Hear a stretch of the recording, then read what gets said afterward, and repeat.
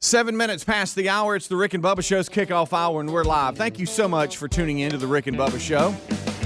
RickandBubba.com is our website. That's where you can go for all the information about the show. You got information about stories that we talk about and show notes. Maybe it's guests, all the social links for all the staff members and the shows on homepage. Also, we got upcoming events. That's something that you want to stay on top of because it'll be a number of things through staff remotes, speaking engagements where Rick will be. All is there at upcoming events at rickandbubba.com. Also, in contests, you want to go there now because Fix Mama's Mouth is there. You've got till April 28th to get all that in. Very easy to follow. The instructions are there. Just go to rickandbubba.com, click on contest, and enter your mama in this year's Fix Mama's Mouth with Dr. Dudney. All right, let's get everybody in here. We got one Eddie Van Adler. He's rolling. He has got TV live in HD. And to my right, it is Mr. Greg Burgess and Michael Helms. What's up, boys? How are y'all? Y'all good? Hey. Hey. Look at me. How are y'all? Pretty good. Fired up? Yeah. Ready to go? I had a little weird headache going on. Oh, really? I don't know what's A weird deal is. headache. Oh, a weird one. Yeah. Don't want that. Never have this at No. 5 o'clock in the morning. Mm. I mean, it's about not that, like big guy? a bad deal. It's just weird. Yeah. Like you feel swimmy a little bit. Yeah. I don't know if swimmy was the word. Swimming. I had something yesterday. It's not because of our hours when we're like here, and I know we all have like different running around town and stuff, but it's been a while since I was like out on the interstate during rush hour traffic around dinner time. And I know rush hour has shifted a little bit. It used to be only at 5. Now it starts around 4 because everybody's trying to get ahead of it. And, and lasts to about 6:30. Sure. And I was off in it yesterday and had to come into the downtown metro area. And I just looked around and I went, so this is some people's day. This is just what y'all do. I mean, They have to look forward to that every day. every day. Yeah. And I'm like, I don't know how in the world you Yeah. do it. Yeah. I don't. Well, they do it with the Rick and Bubba podcast. Is what they do it with. Well, I guess so. You got to keep your sanity Yeah. somehow because there's people just cannot drive. I mean, they cannot drive. I guess I it's do just, think it's our a- standards for being on the road need to be up a little bit. Yeah, I Yeah. agree. I And- think even the age requirement needs to go up a little bit. right. Yeah. I think you got distracted driving. You got phones. You got all these other elements that are kind of in play here that add to the bad driving. People probably aren't as bad as they seem because they're distracted, which is scary. Yeah. If you ever look left and right when you're on the interstate. Sure. Wow, so that's who I'm with. And Greg, you've forever changed my 2-lane experience. Thanks, buddy. Yeah. Appreciate Here I that. come just barreling at you. Yeah, Just thanks. a few feet between you. You heard Greg's Won't think commentary nothing on that? about it. Like two missiles flying at each other. You just, You're just Yeah. trusting that just hope person. so. I hope nobody, looks down. Thanks, Greg. Speaking of that, That's forever changed my 2-lane the reader experience. boards. Do we have some rider for the state now? Here's one. Uh-huh. For our state? Yeah, on the reader boards they try to be cute. Here's one: yellow cones, no, orange cones, no phones. That's what I saw today. That's on the. They're always putting rhymes Yeah. up there. And you love that. Orange cones, no phones. I'll tell you, I would love to get a hold of that reader board one day. Oh, Just for a couple you hours. kidding me? Huh? Well, it'd be the talk of the nation, I can tell you that. yeah. The nation. Yes. Yeah. Y'all ain't going to believe what we saw headed south on 65. Yeah. You ain't going to believe it. You will not believe it. But no, I just thought man. about that. I was like, everybody's got, their own thing. And I'm sure there's people stuck out here like me that normally aren't in it. But, we're blessed enough to kind of come and go on the, our main travel outside of rush hour. We kind of, Did you happen to see any orange cones? I did not. Well, no phones. Learn that. You know what's funny, though? I've actually heard people talk about, and this is not me, okay? I'm not this person at all. But I have heard people talk about they actually like the hour 15 drive in traffic because it lets them kind of decompress from the day, They're kind of sick collect their people. thoughts. But I've heard this from several people out there. Hey, it gives me a time to wind down before I They go like into my being stuck in traffic. before I go into my crazy family. Yeah, I don't have got a lot of people. I mean, that's seriously. people that got a lot of people at home that want something. yeah. The minute I get in, everybody's gonna start wanting me to do something. But I'm telling you, people See, I deal don't with that have and they enjoy that. I can't stand being in traffic for more than 2 minutes. No, I can't either. Yeah, I don't mind I don't care what I'm driving. listening to, what I'm watching, if I'm having the best time in the car, Right. I don't want to be in. I don't want to be in that situation. Amen. But there are people that enjoy it. Well, I don't know them. I've never met them. I don't mind driving, but I want to be moving. I don't want to be sitting that's still or just stopping. inching along. Ugh. Then I see a orange cone, I put it in my phone. Thank goodness they came up with that rhyme. It stopped me. Thank goodness. Because I never thought of that. No, hadn't thought of it. Nah. Today, National Weed Day. And Weed? that is Like- a marijuana reference. Really? For most of those people who partake in that every day, it's National Oh, it Weed is Day. 420, isn't it? Yeah. Oh, yeah. Mm-hmm. There 420, it is, people be 420. smoking it up. Mm-hmm. You get your 420. See, now some people think it's weed day every day, and at 420 they smoke one up. Yeah. They think, PM. well, you know, it's 420. Because you can't get them up in the AM. So in the afternoon at 4:20 p.m. They've been up a couple hours. Yes. Yeah. Wow. So April Got 20th. something to Yeah. eat. Yep. That makes sense. That just kind of I jumped thought- out at me here. Look at I that. thought at first this was hey, y'all go out and pick the weeds in your yard day when you first said it.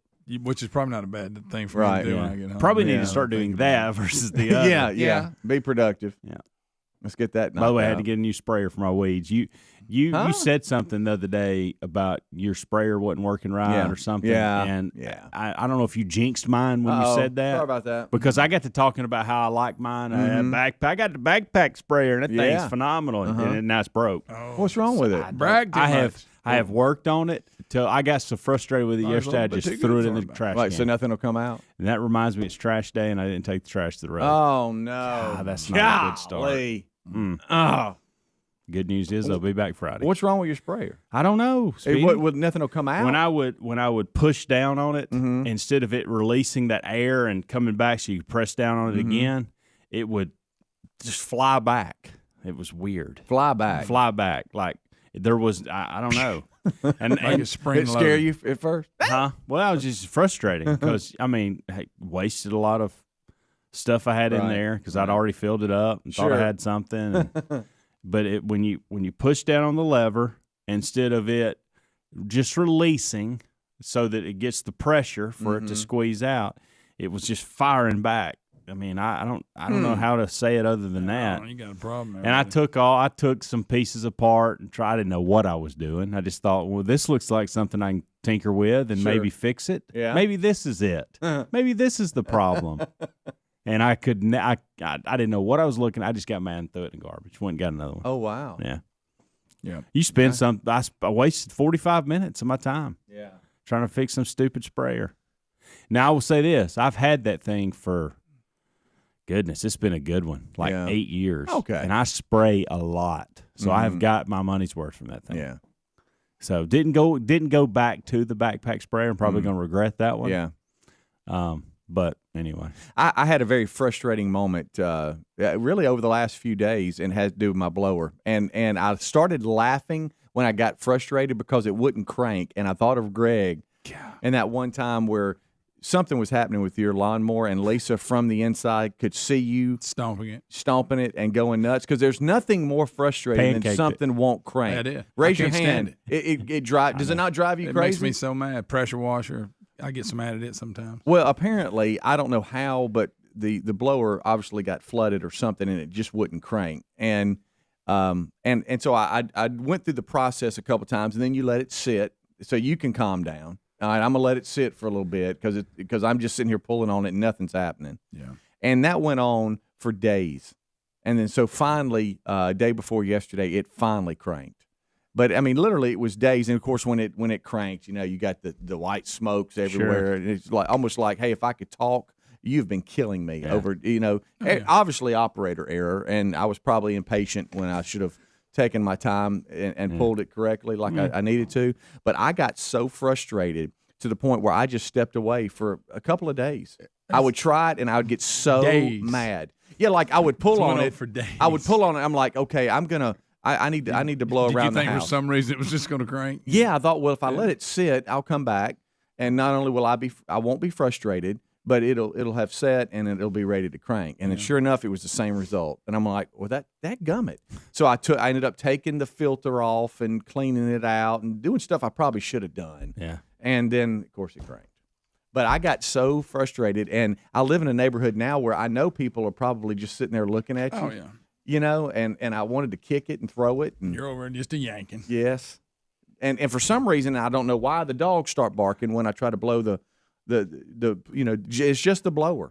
So I they don't know care why. about anything else. Well, By the way, And so they're barking at it, and I'm telling You them to never thought of hush, and that. it won't crank. every time I get on the back porch with a blower, and there was a ton of pollen out there the Yeah. other day, so I was getting all that off, and the dog will stick his nose into the door window and just go nuts. Yeah. I opened the door and lit the dog up with a blower.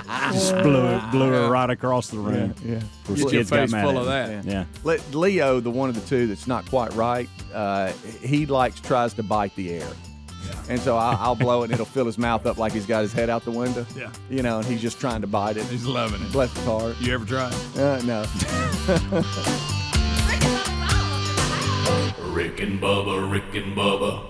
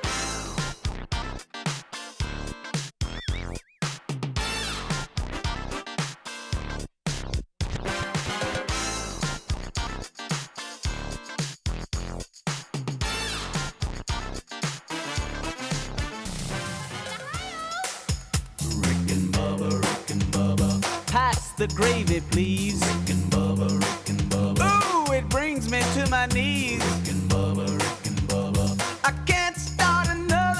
All right, 23 minutes past the hour. It's the kickoff hour here on the Rick and Bubba Show. Rick and Bubba join us right after the top of the hour. A couple of things that you want to make sure that you are doing. If you have got a mama that needs a new grill, I'm talking about T, then you need to go check it out at rickandbubba.com. Click on contest because we've got Fix Mama's Mouth again this year. It's an annual contest that we do with Dr. Dudney, and the the contest is about $15,000 worth of work. Bring it, and that's happening right now. You're going to have the makeover, including 10 upper veneers, lower bleaching, cleaning, and X-rays, a value worth $15,000. And go there, check out how to register. You got till the 28th to get that in, and then it'll be broken down to three, and then they'll have a week of voting at rickandbubba.com, and then we'll announce the winner the Monday after Mother's Day coming up. I think it's May 10th is the day. So that's a contest at rickandbubba.com.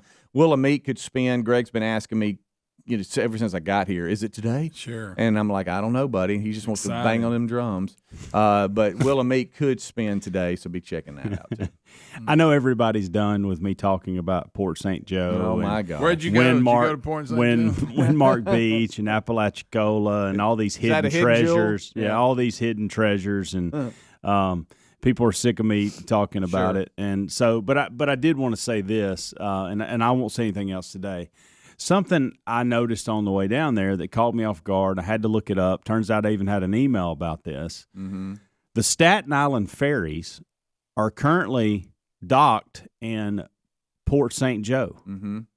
Now I'm talking about Staten Island, New York, and so I think there's a Panama City company that built them, and they're in a shipyard, and so when you're going in that area, they're right out there in the bay, the Staten Island ferries. Mm-hmm. Now, my question is, could we not find anywhere between here and Staten Island? You had to come all the way to Port St. Joe. You want it done right? I mean, I guess so. Yeah. I guess you do. But so that was part of your week? You here's looked out there and there they were? Well, here's how dumb I am, okay? You took a wrong turn. Here's how dumb I am. When I first see them, I see Staten Island ferries. And I told Amanda, I said, why do they have ferries here? Oh, my goodness. I mean, are they now taking people to Cape San Blas? Like, you get on it and go over there? Like, I was trying to figure out, is this something new they're doing here? Is this Port St. Joe's ferries, and they're just calling them Staten Island ferries? And so I couldn't let it go. And I couldn't seem to get anybody else to care in the car. Yeah. Hey, Dad, there's two big orange boats out there. We don't know what they're for. Leave it alone. That's kind of finally what everybody said. Because I wanted to know more about the ferries. But it turns out I guess they were built right there in Panama City, and now they're in the shipyard in Port St. Joe, and they're getting ready to go to Staten Island. I guess. I think you can find somewhere closer to build. Well, that was my ultimate point. But to Speedy's point, I guess you want it done right. You go to the hidden treasure of Port Joe. Yeah. Growing up with the shipyard in Pascagoula at Engel Shipbuilding, it's you get stuff pulled in there all the time. Yeah. That needs repair and stuff. Yeah. So I guess that's just kind of. These look brand spanking new. Oh yeah, now. Huh? But I'll give it to you. That's not something you look up and expect to see. I'll give you that. At one point, guys, I had this is something Port St. Oh, look at there. Port St. Joe's got a ferry you can take to Cape San Blas. That's what in my mind I had that. I had mapped that out for just a minute. Then I realized, that's ridiculous. Like it's a short drive around. What are you talking about? Yeah. Oh, that's cool. You can pull your car right up on there, and they'll take you out to Cape San. No, that's not how it works. I've never been on a ferry. I love how you just looked around after you. Yeah, I don't know if I have or not. I don't think I have. Will you drive your car? I think I have been on a ferry, but I didn't drive my car on it. Does that make sense? No. Where was I? Oh my gosh, I can't remember. I've been on a ferry in Chicago and I think one in New York, but I didn't. It wasn't one that I drove my car on. Mm-hmm. It was. I've never done that. I just jumped on it. To your point, I felt like I was. Where was I? I thought I was on something that was it you Memphis? Drove was on? it wasn't Memphis? No, I don't know what. I've never used a car. No, Speedy, that was a party boat. Ferry. That wasn't a ferry. Get your little casino boat. Yeah, it wasn't a casino boat. It was just a party boat that it was like a reception or whatever. Do you know I actually had to lug speakers on that and DJ back in the day. Oh my goodness! And I was the entertainment for it was some type of reception of some kind. I don't know. So you had like a little bit of food and stuff, and then entertainment. Yeah. You were the Wet bar, and there I am over there just jamming. Thought Just you going on down the river. There it was. I found Getting those speakers on and awful good. That was easy. Oh, I bet. I found myself Good on load one. in, load out. Yeah, that's what you're getting paid for. That's it. Yeah. I found myself on one of those casino boats one time, and wow, that's something else. That's a sight to see. Yeah. That's really happening. Wow. So this really does go on right here in the middle of the water. Yeah. Yep. That was a long time ago. But Floating fun I boat. did. I was like, wow. How much money did you lose? Oh, I don't know. Enough to never go back. Pretty much did it. Yeah. Yeah, I experienced that. I ain't doing that again. Let's mark this off the list. I think I've been in 3 casinos in my entire life and never fared well. No. Never walked out there thinking, hey, I got this whooped. Never. Rick and Bubba, Rick and Bubba.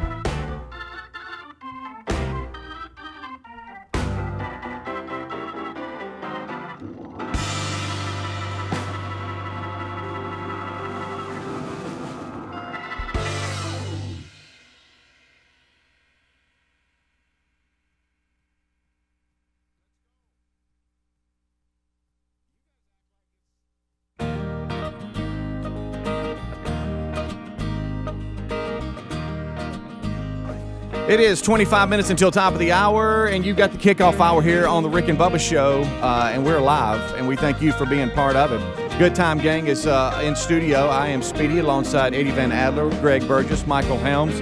Rick and Bubba join us right after top of the hour. All right, so I've jam, and I just got a DJ. I don't know if y'all know it. I'm back on the party boat. Yeah, here he comes. All he can think about is he's got to load back on.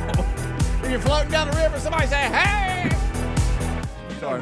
Nowadays, with the technology, you don't have near the equipment you used to have to do. Nothing. I used to have crates of CDs. Crates of CDs. Yeah. Good night. I about broke my back. Now you just come up with a little laptop, speakers, and away you go. There you go. And any song anybody wants. Any. Gosh almighty. Didn't you hate when you got requests back in the day you didn't have? Oh, that. Sorry, I don't have a rump shaker. Sorry. I love, too, when, and I understand that, you're being paid to you're there for the event, so you want everybody to be happy. But I love when everybody that's dancing and having a good time, when they become the DJ. Oh, no, yeah. you need to play this. I want you to play that. It's like, okay, do you want to switch spots? Yeah, I'm the one getting paid. Right. I think I got a plan. I understand. I'm going to take requests, but every day it's just constant. And how about the person that had a little bit too much to drink and and you're not going to play their song because the song is awful. And they keep coming back and requesting it. Or it's the song you've already played. And they won't hear it again and again. I'm thinking, you're not the only person in here. Nobody else wants to hear it. Have you ever used this one and, had to ask for forgiveness? But, I played it. Did you? Yeah. Didn't you hear it? I just played it. And then they go, I must have gone to the bathroom or something. Oh, dadgummit, you missed it. I want to do electric slide. I cannot believe that. I'm sorry. Got other requests ahead of you now. All right, I got a little something here. I want to see if y'all know what this Uh-oh. is. What y'all think about this? Tell me what this is. Eating someone else's New York strip. It's not a big deal. She said it's not a big deal. If I could afford my own. If I could afford my own. It's not a big deal. I heard that. I heard New York strip. Can I afford my own? He's talking about a steak. Okay. Well, he said New York strip. that's He said good. I can't afford my own. That's good. High eyebrows. Go ahead. Did they get high? Yeah. Hey, it's gonna be a steak. For effect. He raised his brows for effect. Yeah.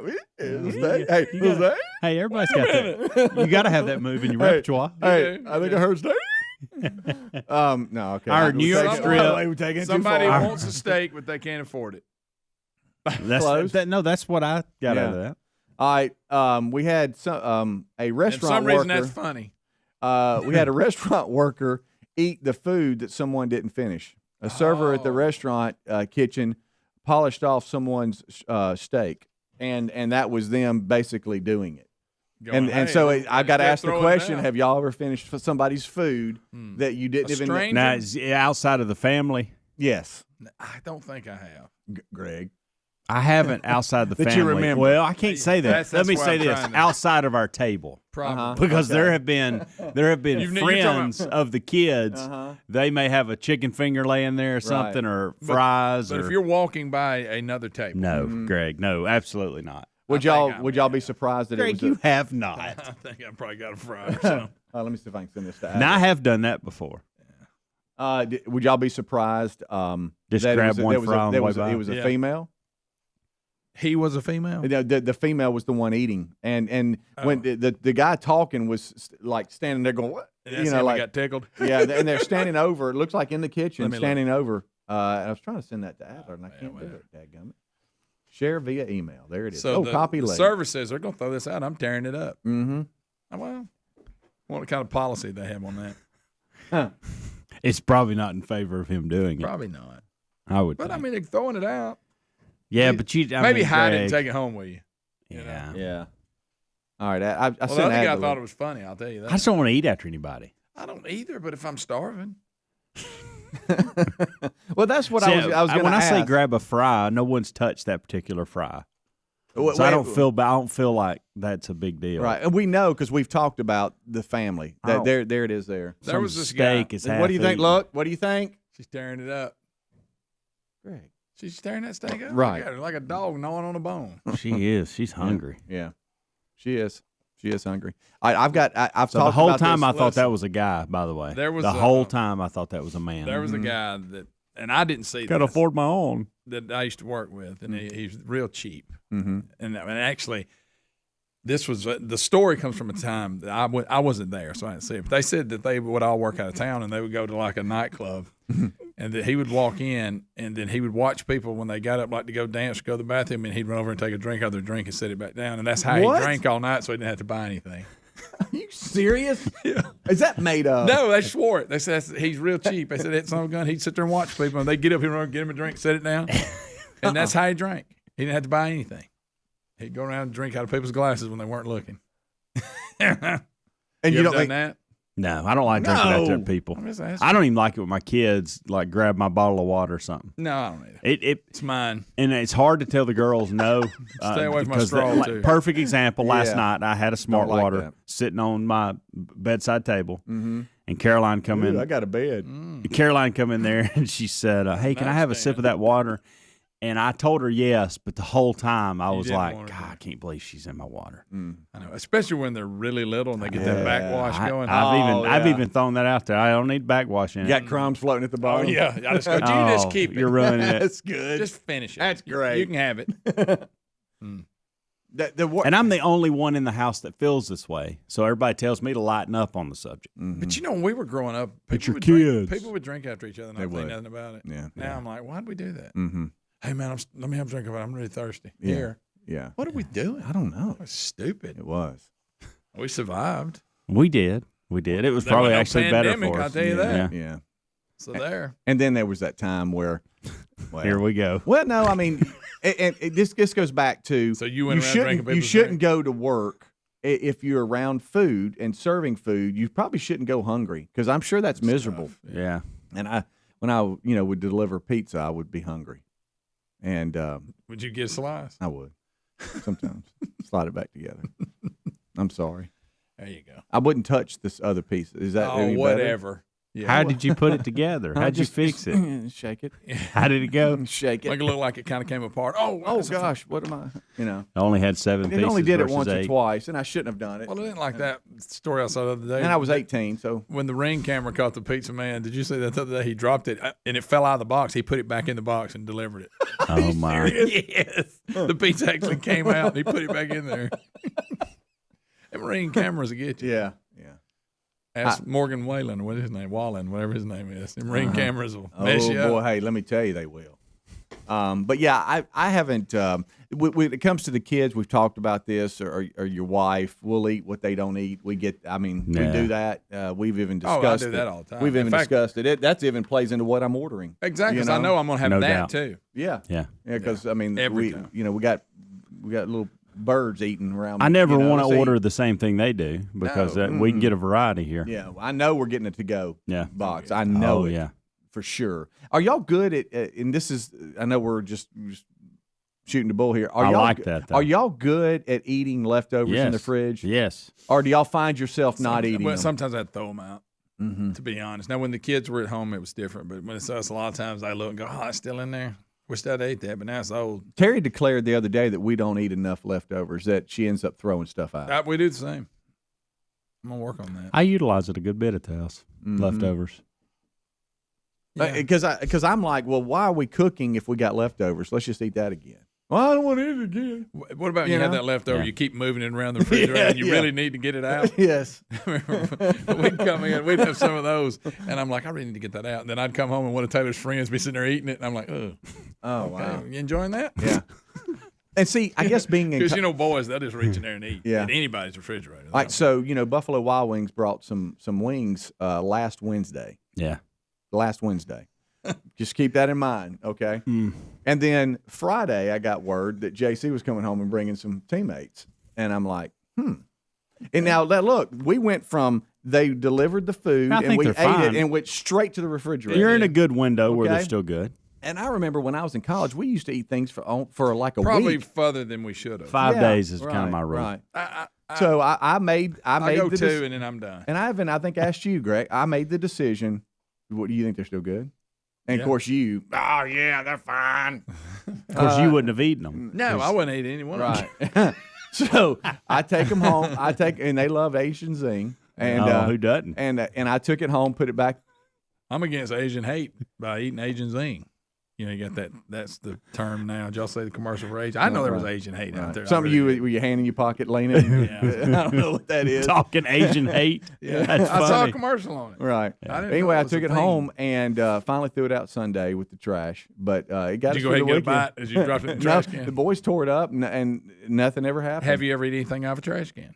At No, home, like that you, is no, gross. not like you just walked up. I'm talking about like you were you cleaning the accidentally threw it table away? and it's in there and you go, oh, wait a minute, and get it back out. How do you do it? Oh, wait a minute. No. No, I'm not no. talking about just walk up to a trash can. Like and if eat like out if of it. you like if there was 2 pieces of pizza left in a pizza box and you tossed the pizza box in the and garbage you got it out, yeah. and you thought, man, I didn't mean to throw that away, knowing that it didn't touch anything in the garbage can, it's still in the box.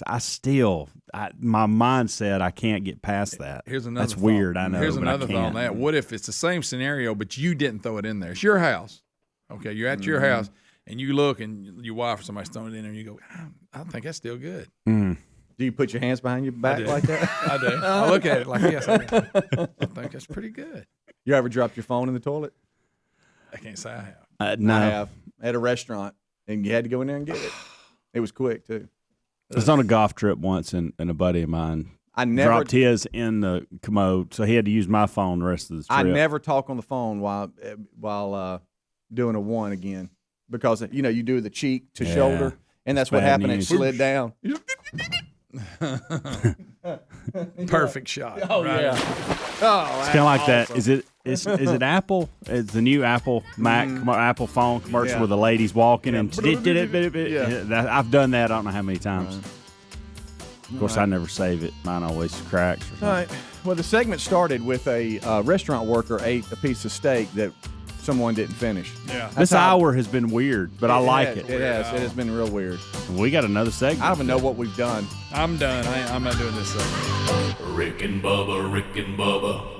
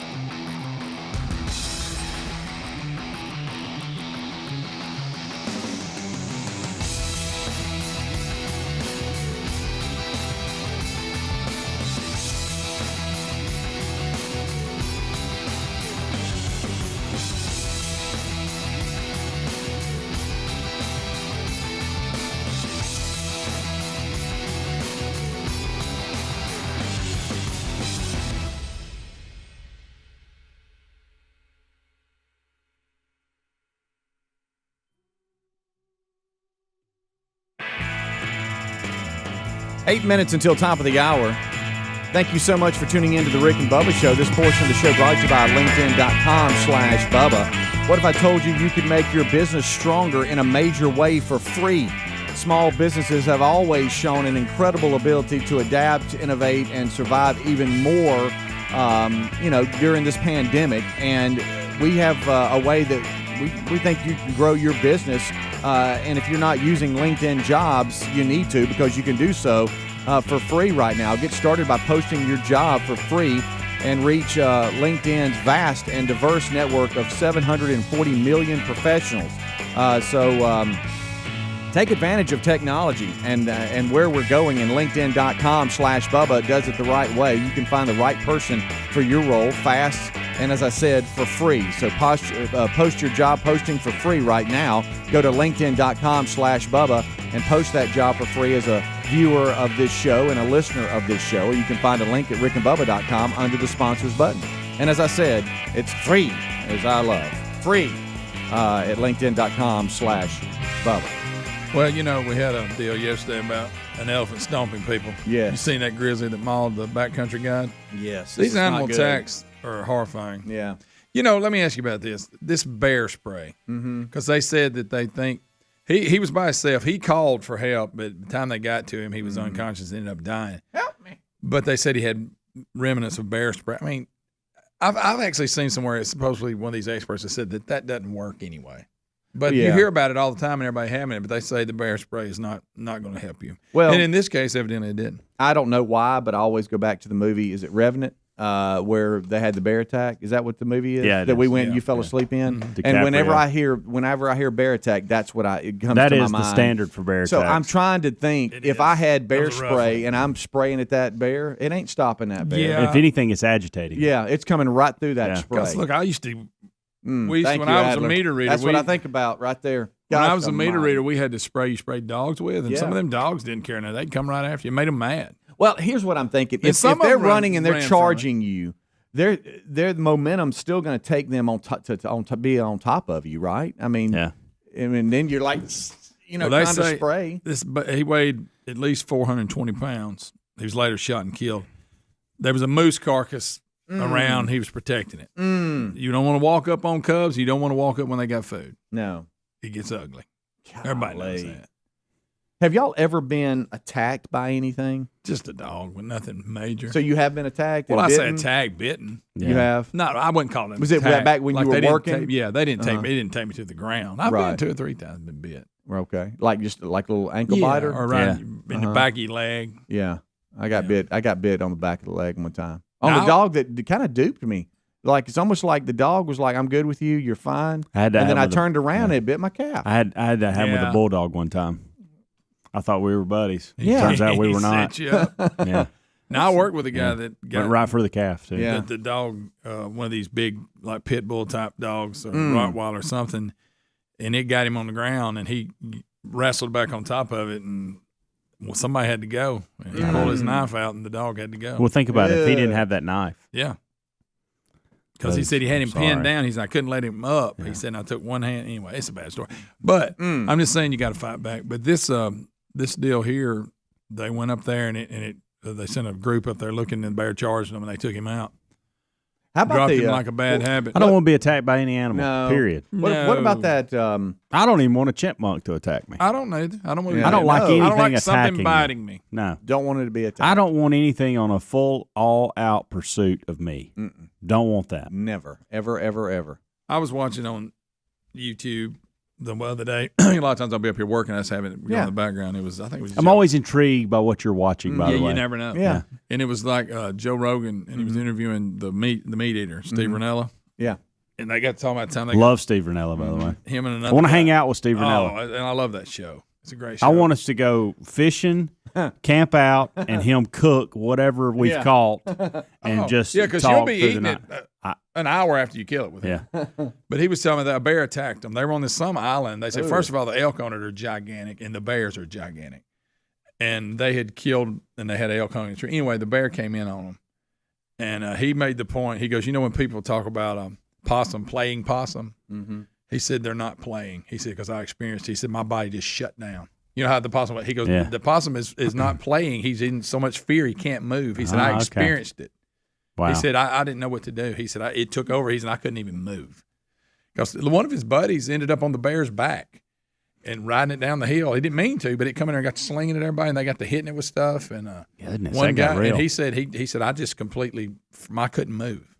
Wow. But anyway, it was a really good story. I'm leaving a lot of parts out, but they break it down, him and one of the guys that was with him. And I'm going to tell you something. Ooh. He's a fascinating individual. He is. Yeah. I love it. The I love it. I'll binge it. I do too. You know the chow dogs. They can be mean. Yeah, I got bit by one of them. Yeah.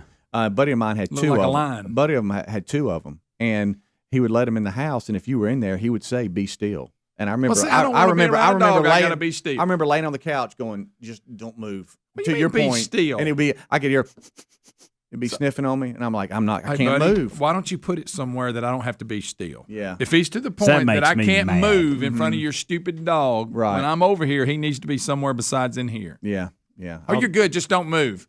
I literally don't. I'd move. never go and over I thought, there. oh my gosh. Why will you not come spend the night with me, Speedy? Because you got chows, and I have to be still And on I the can't couch. Move. Yeah. What Two if of I them. sneeze Big old- accidentally and they Nah. bite me? Golly, big old furry things. Oh yeah, they'll bite man. you too. Oh yeah, if I could feel them sniffing on me, I was like, oh gosh. You were Think of my little redhead Trying not to self. breathe. Trying not to breathe. Scared to death. Huh? Yeah, don't need an animal that you got to not move Yeah. around. And we've all seen that video where back to the bears, where these guys are on this canoe or whatever, yeah. and the current's taking them downstream, and there's bears waiting on them. There's cubs, and that guy's like, uh-oh. Oh my gosh! Here comes mama. And it looks like she's walking on water. Remember, they shot it. It didn't shoot her, but it scared her enough that she turned. But she was coming at them. How about that? Hey, when you're trying to, Yeah, they saw them cubs. They knew they were in trouble. Oh my goodness! All right, we'll take a break and come back with Rick and Bubba. The main show starts right after top of the hour break, so do not go anywhere. Don't forget 866-WE-BE-BIG is our number. Oh. Rick and Bubba, Rick and Bubba.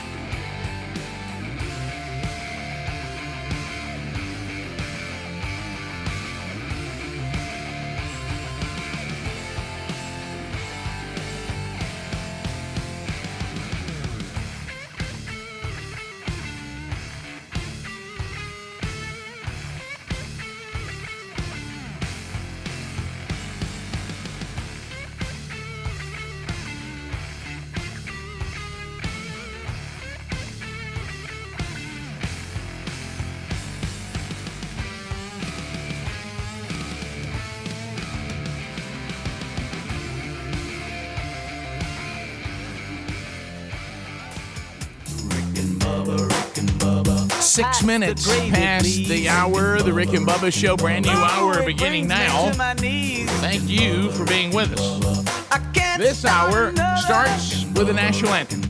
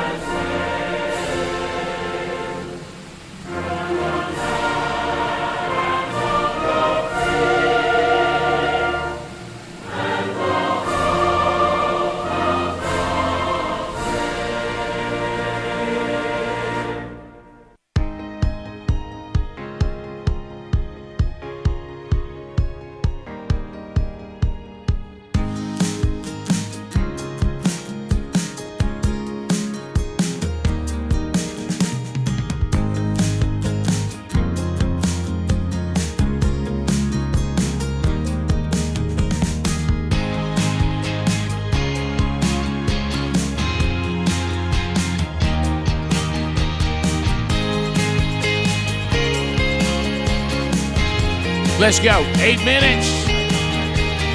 8 minutes past the hour. Much to do as we move forward, and we thank you for being with us on the Rick and Bubba Show today. Speedy, the real Greg Burgess, Helmsy, and Eddie Van Adler have already given you a Rick and Bubba kickoff hour. And if you missed that, know that they're here. If you've been listening to that, welcome back for a brand new hour. If you want to know how you can get all the Rick and Bubba content every day, live or archived, simply go to Rick and Bubba, spell out the word and.com. All the details are there. Wheel of Meat is back in play. Could happen on today's program.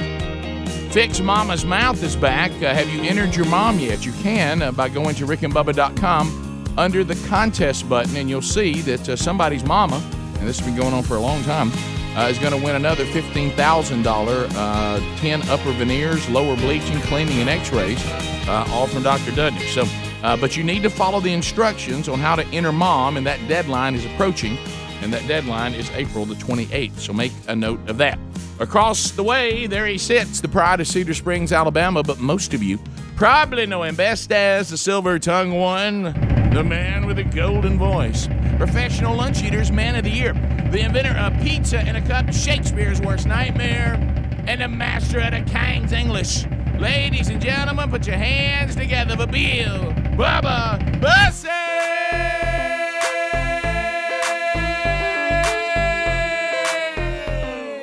Howdy, Bubba! How about you, Rick Burgess? Friends, neighbors, associates everywhere, come on now. Time to get moving and shaking, because Rick and Bubba is on the air. Let's get moving.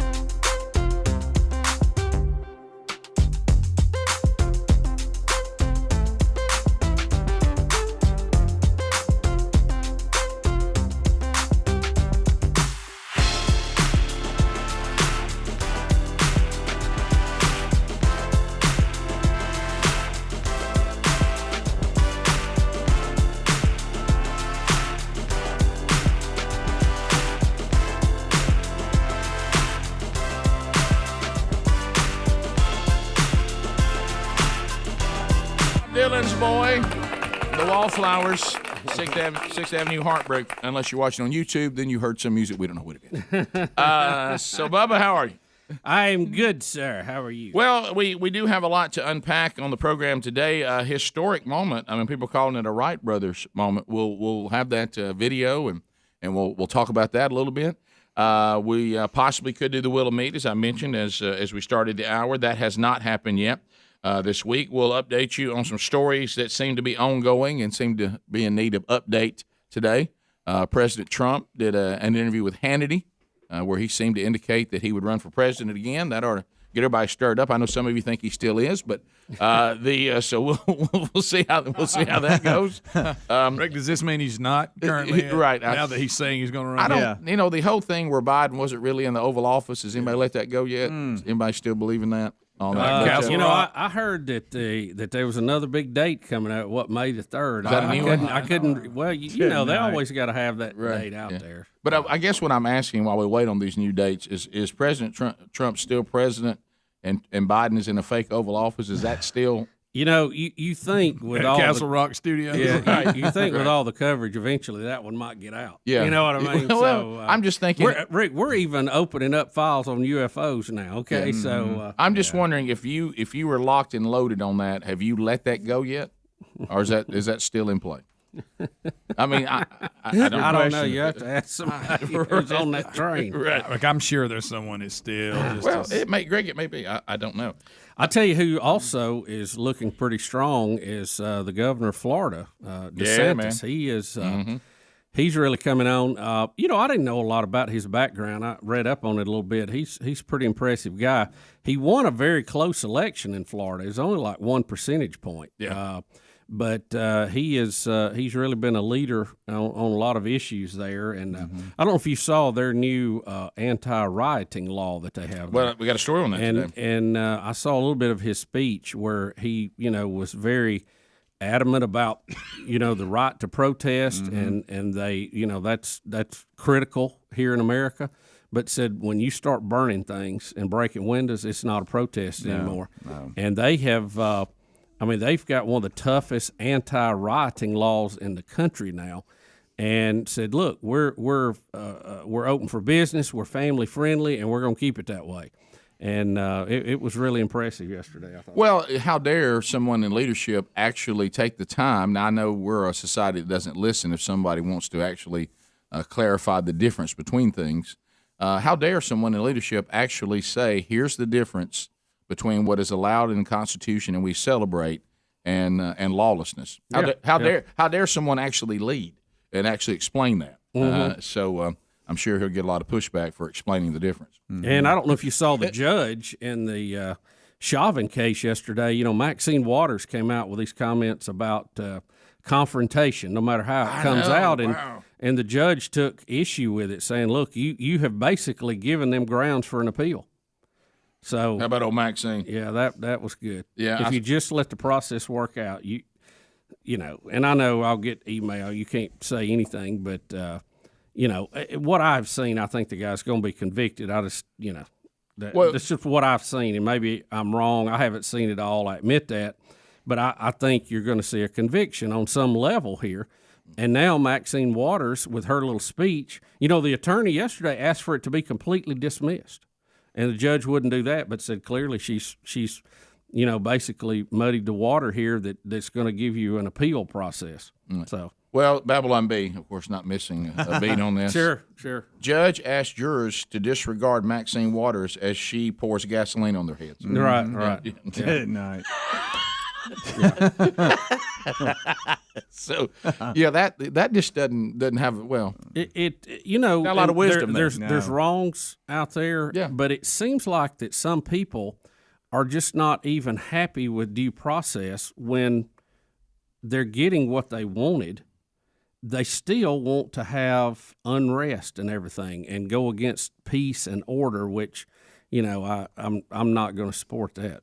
Well, we've seen it in human. You ever been around those kind of people? And we have a whole society full of them now that no matter how many times that you try to appease and say, well, let me give you what you want, does that do it? And you come to the conclusion, I just like to have these kind of things. So if you take them away, I just act like it never was taken away. Right. And you go, oh, so you just like to be like this. You're looking for any reason to be like Well, that. it certainly appears that way. It does. We'll be right back. Rick and Bubba, Rick and Bubba.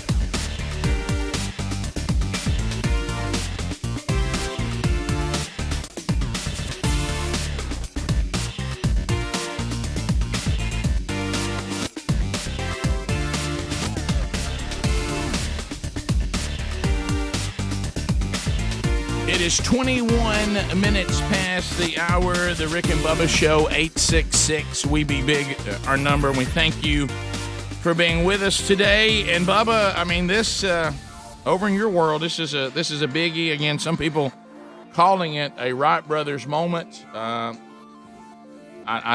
You would know whether that is exaggeration or not, but it's a big one.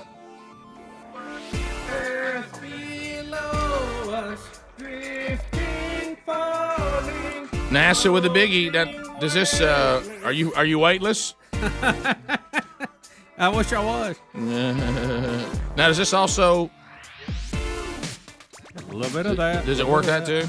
Science, technology, space exploration. Always and forever.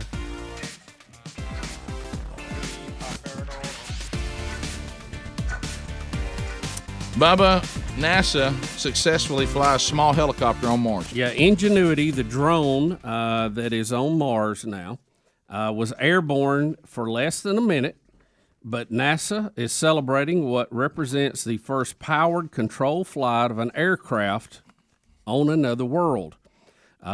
Confirmation came back via satellite. It was relayed from the chopper back to Earth, the data that it had taken off. It has a little solar panel on it that recharges its battery, Rick, but it has to endure minus 130-degree nights there. So, this stuff has to be built pretty good. But there's a picture from the rover of it taking off and hovering. It's hovering. By the way, I didn't know if this was the right thing to do. They said that Tommy Tuberville said this looks like Lubbock, Texas. Okay. He wants to forget that. Now, while it did make its first little test flight there, Ingenuity will be commanded to fly higher and further as engineers seek to test the limits of the technology. It was carried to Mars, of course, in the belly of the rover Perseverance. And it was, it's good. It wasn't, a major scientific breakthrough, but I will say this. I'm glad that we're now having record-setting things happen again, even though they're baby steps. Mm-hmm. It's good that we have a space program now that is back to doing first this, first that. Yeah. We're pushing the envelope, which is what the space program needs to do. Now, they're calling it, I'm looking right here, they are referring to as a Wright brothers moment on Mars. Well, it's the first time we've flown something on another planet. Now, remember, that's pretty cool. Now, remember, only the real Greg Burgess is not impressed with the Wright brothers' first flight. Yeah, he didn't go very far, very high. He said he wouldn't. He's not all impressed with it. Kitty Hawk does not stir Greg. Well, I guess I understand the first that glider. Well, You got to start somewhere. I'm just saying, you it's so got to monumental. think It's a for little how many disappointing. thousands of years, if not millions of years, man has looked at birds flying and wondered what it would be like to do that, and the Wright brothers finally Well, they got up really in the did. air. I wouldn't call it flying. they went over a rise and then landed. They started to move. Yeah. they More hung like around. a turkey, wasn't it? They It really was. It was kind of a turkey. He's fly. not a very graceful flyer. But they hung around long enough to see planes come a long way after that. So You talking about Wilbur and Orville? Yeah. now, Wilbur. and of course, this is another example of where I have to go to the people that keep telling me how close a chimpanzee is to me. Right. Let me tell you what human beings just did, and it's a big jump. Yeah, it is. But Yeah, it is. So human beings just flew something all the way to Mars, okay, and landed on Mars successfully, okay, and didn't tear anything up. Right. And they just fired a drone, basically a little helicopter from Earth to Mars and lifted it off the ground to fly. And Rick, when you think about how far it is, it takes our radio signals 20 minutes to get there. That's how far away That is, and that's our nearest neighbor. Right. I mean, space is a big place. That's your big boy. She's a big one, Rick. Yeah. Now, So, Hey, there's Adler. stupid question. Must be time for it the break. must be bottom of the hour. Stupid question. So that means that this drone has to be 100% autonomous because we can't control it in real time. Right. Correct? Okay. Right. Secondly, so everything we've sent to Mars has only landed. Nothing has ever come launched back up or Right, anything like right. that? Nothing has ever left the ground once it got there. Okay. Mm-hmm. Well, How about that? There we go. You ain't buying it. I can tell he's not buying it. Wow. Maybe it was in Lubbock, Texas.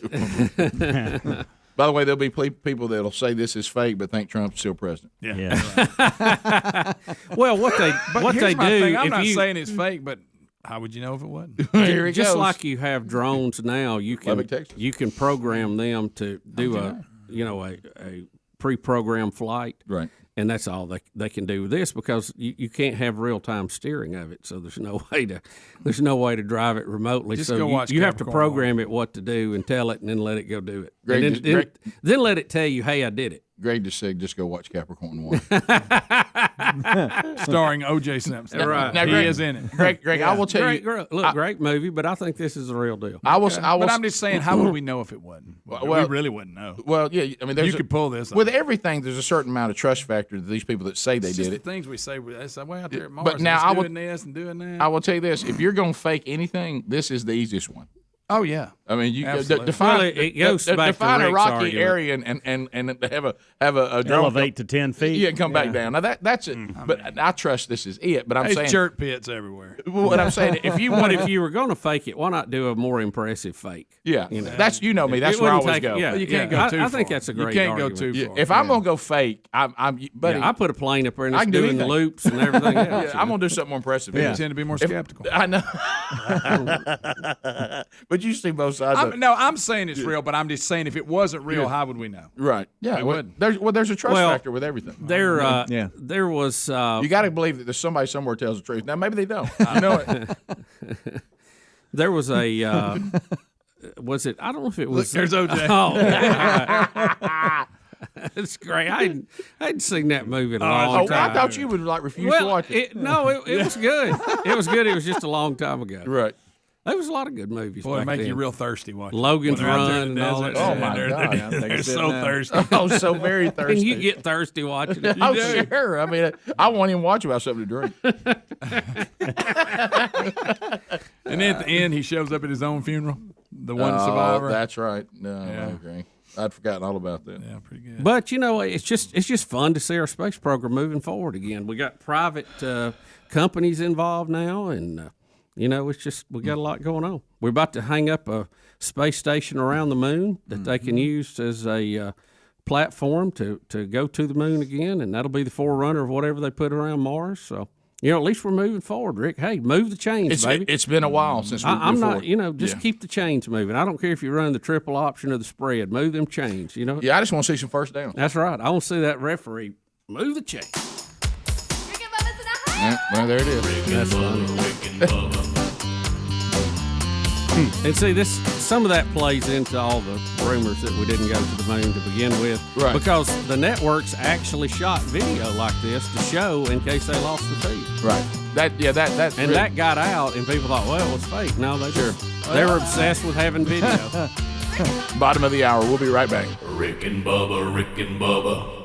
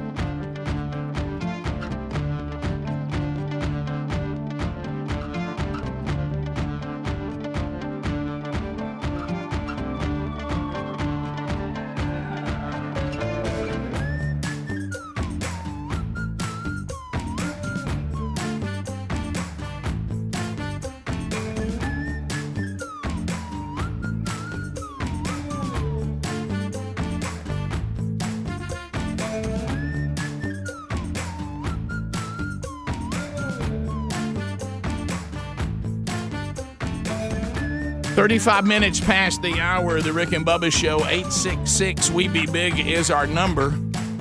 Gridiron Men's Conference is coming up again this year. You know, last year we were limited on how many people could be there, but still pulled it off and had a great time. Huntsville is the brand new host of the Gridiron Men's Conference. This will be their second year to host at the Propes Arena.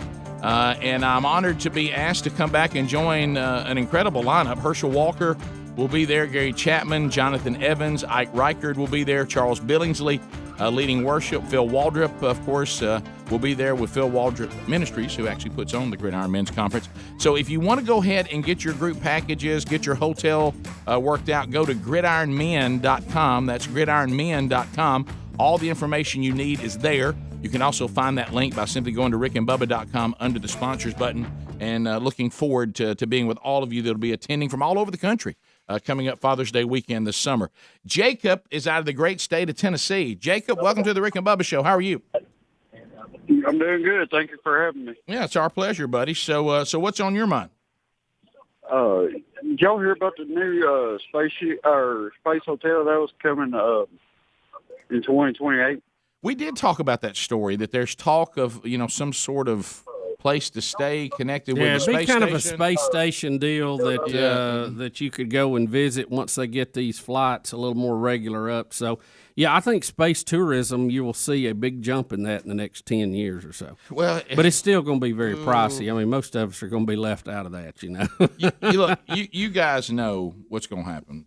We're going to, because anytime you have some sort of exploration, there's always those that have to be, for lack of a better term, the guinea pigs. Yeah. Oh, yeah. And so we all know. I mean, we see how it affects everything if you have a plane crash. I mean, people get kind of antsy about that airline for a while if it's a doozy or whatever. Can you imagine the first time we try to get some people up in space and it goes south? Well, I mean, and it's going to happen. It's there's a risk involved. It's dangerous. It's not automatic. I mean, air travel's not either, or driving a car isn't. But it's something I think that we will push through, because I think it's just in our very nature to explore and to push the boundaries. Right. And I'm glad to see us getting back to that. Yeah, no doubt. Some updates on the story. We had an update on this yesterday. We never got to it, and now we have another update on it today. It's a Rick and Bubba news update. It's a Rick and Bubba news update. It's a Rick and Bubba news update. It's a Rick and Bubba news update.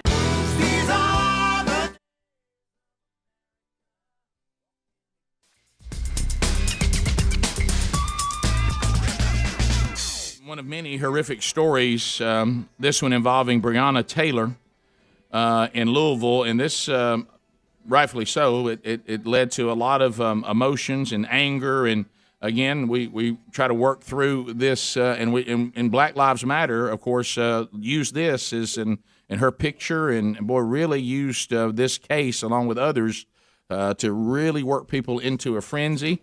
And yesterday we had a story, and now there's another story today, that the parents of Breonna Taylor are coming out, and they do not have kind things to say about the organization Black Lives Matter. Now, you remember we've been bringing you stories, as others have as well, that the co-founders of Black Lives Matter, they seem to be doing really well buying, these. I think the last one we had, one of the co-founders was on house number 4 that was over $1 million worth of house. And people were saying, of course, some of the critics of Black Lives Matter said, no, they're living the way Marxists really live. And I heard a presentation on Marxism and how even China is working right now. We thought that we could find a way to help the people of China, but all we've done is empower their government, making the government even more wealthy, and the people are even more oppressed than they've ever been. And that's what happens when you're dealing with these tyrannical, Marxist views, is the ruling class, they oppress everybody else, and they live differently than the rest of the world. Well, now the mother of Breonna Taylor, and I think yesterday we had her dad, right, something was being critical, and now the mom is saying that we saw our daughter being used to raise a lot of money for Black Lives Matter, but we sure haven't seen any of it. All right. And where did all this money go that our daughter was used to raise in a tragic situation involving their daughter? And so they're saying thank you to the local community and thank you to their family and their friends for supporting their family after their 26-year-old daughter was killed during a botched police drug raid last year. But she was very critical at Black Lives Matter Louisville, and the state representative, and I don't know how to pronounce her name. Is it Attica Scott? I'm not sure. But this is a Democrat who's pushed for legislation to ban no-knock warrants in Kentucky. But they're saying that Black Lives Matter hasn't helped them at all. They said that they have found them, and this is their words. It's not our words. This is Breonna Taylor's representative. Her family says that we have found them personally to be a fraud, and and they're trying to figure out exactly why they were used, but really have not seen much in return. And like I say, this is the second story now we've had. We had another one yesterday from family members of Breonna Taylor saying the way we've been treated by Black Lives Matter kind of makes us suspect, or makes us they're curious about why. Well, there's obviously a lot of questions, and when you're going to be in charge of any organization, the size and the volume and the money dealing around that Black Lives Matters has, there's going to be requests for accountability, and there's a lot of people with a lot of questions right now. Yeah, this is her exact quote. She says, I said fraud. She said, it's amazing. They seem to be, I see them as a fraud. It's amazing how many people have lost focus. She said, it seems like we're kind of losing our way on why. And I know that a lot of people, now you saw, and this is where we have to be careful, and we all can be guilty of this. You see a situation, you want to help, you see the different narratives out there, there's a lot of emotion, and you want to do your part, and you start trying to donate money, but many times we do this in such a rush, maybe we take, and some people can be critical of you if you stop and start to vet something out. How dare you vet something out? Which is also incredibly convenient if you're the people who don't want to be vetted out, that you can declare that anybody who vets you out is evil. But now we're having people that are part of this situation. They're in the tragedies. So, listening to them is probably the thing to do. You don't want to listen to us or others be critical of it. That's fine. But I sure would listen to the people who they claim to represent. Right. I would listen to them, I think. And these things are not unique to BLM. I mean, we've had them in other organizations over the years, different things. Yeah. I mean, when you're a fundraising operation for any cause, and it can be, sickness, it can be health issues, it can be racial, it can be whatever. I mean, people are going to ask for accountability. I mean, and that's not unreasonable. And they should. And that's especially if you're in a situation of this family going, boy, y'all had a lot of pictures of our daughter raising a lot of money out there. Right. And we haven't seen you help us a whole lot, and wondering why that is. And just saw another story about one of y'all buying another house. That we don't like how that feels, and that's understandable. But you remember, we were telling y'all along, because they didn't really hide it. If you really looked at what Black Lives Matter, the organization, again, not the sentiment, the organization, what they did and what they really wanted to do, they really didn't hide it if you just would vet it out a little bit. And their agenda is a little more of a change of the culture and society into really, if you look at what they have to say, a totally secular society that does not abide by the structure of family and morality that once was kind of understood by most Americans to agree on. It's a little more of a restructure of everything. It's a little more than we're here to stand up for minorities who are being mistreated. There was a lot more to it. Mm-hmm. And it seems like they did more of the other than they did of the latter.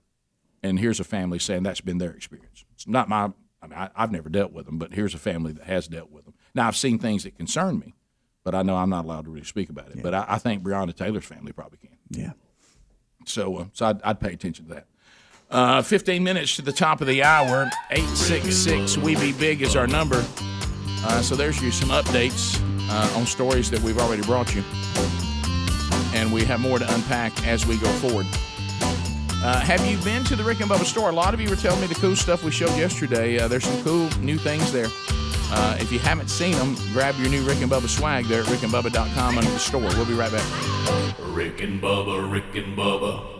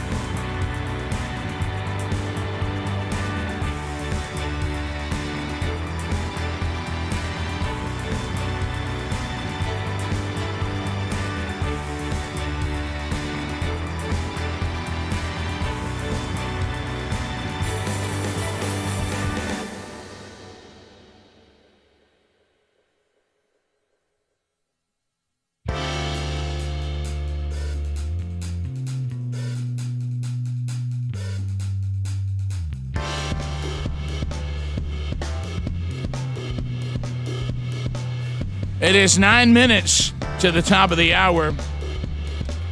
Rick and Bubba Show, thank you for being with us. 866-WE-BE-BIG is our number. So you mentioned some of the stories, and we'll get back to some of those. But I had this on. I was thinking about it yesterday on the program. Have y'all? When was the last time that you guys went to? You didn't do it by mail or anything, but you went to the DMV and you stood in line to get something. When's the last time you did that? It's probably been about a year. Well, it wasn't too long ago for me. I had I usually do online tag stuff. But I had one that was keyed up. Yeah. I had to go in there. By the way, I never told y'all this. I told you that I tried to do the online thing and something got keyed up and all this different stuff. And then I went down to the DMV, which leads to the thing I meant to mention months ago or weeks ago. And so then, like several weeks later, the sticker that I had done online that never came came. It just showed up. Yeah, it just showed up. So really, how much later? Time was probably 3 weeks later. And you'd already gone and handled it all. Yeah. So and then it shows up. Right. That's good. Yeah. So anyway, you know, I know our male folks, and I see them, operating sometimes extremely late. And I know they're working hard, but I don't know. Something's going on with the mail. I understand when we had the pandemic and maybe there was a lot more things being made. What's going on now? Where are we at? I think on we're that? still coming out of all that. I talked to someone yesterday about, I talked to people. The thing that we're in the aftermath of right now is there's a large number of our of working people. It's like we've lost an entire group of our society because they're getting paid more to stay at home than to work. Right. There's a part of the workforce that's missing right now. There's part of the workforce that's missing. I mean, I talked to a guy yesterday at a restaurant. He said, "Is there anybody that'd like to work? Anybody? Can you find us anybody?" We're trying to go back to full strength, but we ain't got enough people to cover. Yeah, I hear that. I've heard that several places in several cities. And so I was noticing the last time I went down, I can remember, it kind of goes back to the time we talked about, we have a generation of children that, and none of us know the answer. I don't know the answer. There's all kinds of theories. No one knows of these insults that we had. Because I said, I remember when I was, just with children that are in their early 30s and then children that are in their early 20s, the difference in that decade of food allergies. I remember my wife and I would be at church with the little kids, and there might be one sticky note, maybe one. Yeah. With the older kids, maybe one, and somebody who had a peanut allergy or lactose intolerant. I mean, we were growing up, you never even heard of it. No, our dairy, whatever. And then when our younger kids came through, the wall was filled with sticky notes of every kind of thing, every kind of allergy, every kind of whatever. And so we've all agreed something, the autism spectrum. So something's happened. We don't know what it is, and I don't pretend to know, but I'm just saying there's certain theories out there, but something happened. Well, this is not near as serious, but I remember when I used to go to the DMV, there would be maybe 3 tags that you could buy to raise money for something. Right. I mean, you could guys, have you seen the wall lately? Oh yeah, it's covered up. I mean, there are so many tags now that it really is. And what I'm wondering is, now have we taken that pool of fundraising money and we just spread it out now that nobody's doing any good with their tag? I mean, there's just so many. Do we ever say no to somebody? I mean, does anybody ever come in and say, "Well, I'd like a tag," and what would you like your tag for? The Cahaba Lily. No, we're not doing that. Well, I can tell you the process because I was. I mean, we have a tag for the Cahaba Lily. I was aware of one that was going on a while back. You have to have so many people willing to buy it. Yeah, that have to put money up front to buy it. And then the state will offer it. And I don't know what that number is, and I'm sure it varies state to state, but you have to have, I mean, it was several hundred people. Do you see how many are on the wall? Oh, now? yeah. I mean, it's a slew of them. You've got everything under the sun. You can think of every cause, every group, every school, every team, every organization. Why do we not have a Rick and Bubba tag? Well, that's what I was wondering. Could we come in and say, we think there's enough people that would buy the Rick and Bubba tag, and after we talked about all the people who are addicted to it and struggling, yesterday, people that were saying that they were concerned about the hey, right here. Oh, so you got it. Okay. Oh, yeah. Okay. Is that he? I know. I'm going to have to handle this myself. I'm concerned. Then I'm going to be in trouble. But anyways, Explains a lot. yeah. So but what I'm saying is, what would we have to bring to the table for there to be a tag in our state to get a Rick and Bubba tag? I mean, we might as well everybody's got it. Yeah, we're kind of losers for not. I think having we one. could actually have one in Mississippi too, maybe even Georgia. I saw Tennessee for I sure. saw tags representing colleges I've never even heard of. Yeah. Yeah. Yeah, you've got all kind of stuff. I mean, it's got a. I tell you what I noticed. You can be a fireman, but you also can get a tag for retired fireman. Yeah. Yeah. My dad's been through both of those. Those things, yeah. You can, professional firefighters. That's the Shriners have a tag. Yeah. Oh, sure. Of course they do. And you got. I mean, there's all. There's realtors. Here's one that gets National Wild Turkey Federation. I knew they had one. Well, here's what I didn't understand. So I saw turkey. I saw fishing, saltwater fishing, and then one Forever Wild. Well, doesn't Forever Wild cover all of them? I mean, no, Forever Wild is probably the group that buys the land up to keep it. Right. So it's a different group. Do you see spay and neuter up there? Yeah. Oh my gosh. But let me tell you why. Rick. We got a spay and neuter tag. Let me tell you why they do this. I've never seen anybody got that one on. Do you realize because you have to pay extra to get these tags, okay, over and beyond the normal tag, which is what the state gets. Right. And then when you pay over and beyond, some of that goes to that group. Got it, yeah. And I think the state gets another cut. I'm sure they do. Yeah, I mean, if it's going to roll through there, they're going to get a cut. Well, no, and it's okay, but you got to know how this all works, and I think it's effective. Remember, we said this before. This is not being. This is going to come across as a detrimental statement, but it really isn't. When you go through the grocery line, I got news for you. Okay. That grocery store is raising money for that organization, but they get a kickback as well. Yeah, they get for collecting. That's why they're ringing bells and wearing weird hats every time you go through the checkout. Yes, it's making money for that cause, and God bless them, but it's also making money for the grocery store. It's a kickback, and we were in the same situation. We were helped. We've helped. There are a lot of charities that do great work, but they buy radio time and pay for it on the local stations and have in the past on the network. But that investment they made actually raised more money for what they do than when they used to just go beg for freebies. Yeah. Well, they're being smart with it. It's a wise investment, and they wouldn't do it if they didn't make money on it. And that further their their cause or whatever they're doing, and I don't care. I'm fine with that. Oh, if you want a giant grocery store to raise money for your charity, and you says we'll give you, a nickel on every donation. Mm-hmm. Well, you're smart because you're taking money from your organization, you're investing it, and getting more money back by learning how the free market works. But yeah, they don't let you set up at the end of the cashier line for free. And I'm going to bet the state gets money off these tags beyond just the tag buy. Oh yeah, I'm sure before they send some on to your favorite college. How much more are those kind of? I've tags? never bought or one. Do they vary? I've never bought one. I'm so bothered by the have to pay every year for my car on it. I wouldn't buy a personalized tag for anything, unless of course it was a Rick and Bubba tag. Then I probably would. Top of the hour. We'll be right back. Rick and Bubba, Rick and Bubba.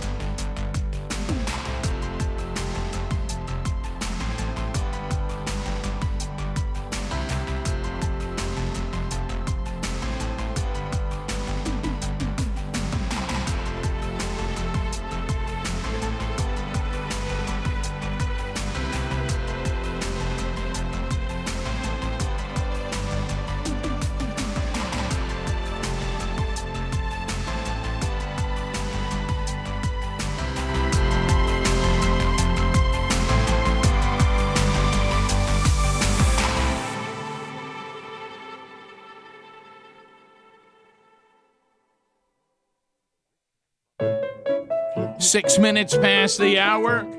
Rick and Bubba from the Broadcast Plaza and Teleport. Thank you for being with us. Speedy, the real Greg Burgess, Helmsy, and Eddie Van Adler. Team Rick and Bubba all here today, and we're chatting with you to start the hour. If you'd like to get in, you can. 866-WE-BE-BIG. Harry Murdahl's got the phone calls coming in. Let's welcome back Bill Bubba Bussey. Rick, glad to be here. Thank all of you for sharing a few moments with us each and every day. All right, so last hour, I brought up the fact that I remember the early days of going to the DMV, you might see 2 personalized tags. I'm not talking about like the kind for you people buy. Yeah, for supporting a university. Yeah, I don't know if we got our terminology right. Vanity or personalized tag to me is when you put what you want on it. Specialty tag is when it's for like Now that's what I call them. I don't know if that's right. Yeah, vanity would be Bubba 2. Yeah, yeah. Hey, Bubba 1. Specialty would be Cahaba Lilies. Right. Okay, so that kind of stuff. Distinctive license. So we have a tag commissioner. So I'm thinking if we're going to have this many of them just in our state, do you see how many we have? Oh, and I've got you some numbers here you won't believe. Do you want that first? Or do you want me to talk to the tag commissioner let's first? Go ahead and talk to him. Be sure that this is right. Here's a tag commissioner. So, commish, what do we got? What do you got to do to get one of these tags? Well, the original process to get the tag approved is the state has a committee, what's called a legislative oversight committee, that you apply for your design and your organization, and then they will either approve or disapprove that tag. And there's 2 different categories. You got one that you got to get 250 people statewide to pre-buy, and the other one is 1,000. If you do the 1,000 tag, when you get your own tag style, your own tag design. Oh, yeah. And if you do the 250 one, then it's a generic pre-printed plate that you just get a sticker of your organization that sticks on the side. Now we're going for the 1,000. I think we can get 1,000. Let me ask you this: so do we have to be a 501c3, a nonprofit, or can we benefit from a tag just because we got enough people to buy it? Well, you have to submit the sponsor and organization and what the funds raised is going for. Most of them obviously are universities or nonprofits, but some of them go to, there's hundreds of tags, and oh my gosh, and they constantly approving more. But it's do y'all ever say no? It's well, the local counties, we don't, like Madison County, we don't have any say so in what's approved or not. But there is some that is used to. The out of state colleges were told no all the time due to some of the committee members on there. I guess just didn't like out of school colleges or certain. These certain ones. Let me ask you too on the cost. So what I'm understanding that what is the term for this? It's not a vanity tag. What would you call it?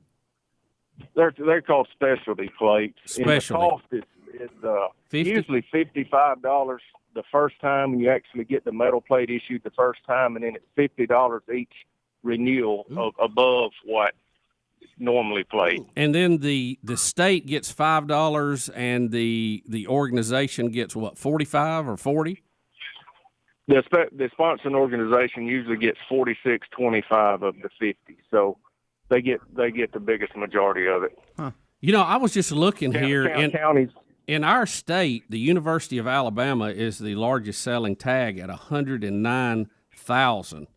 So you multiply that by 46, and you're over $5 million a year just in tags. That's pretty impressive. So pretty good little fundraiser. And yeah, that beats selling roasted butts. Doesn't it? Yeah, boy, it really does.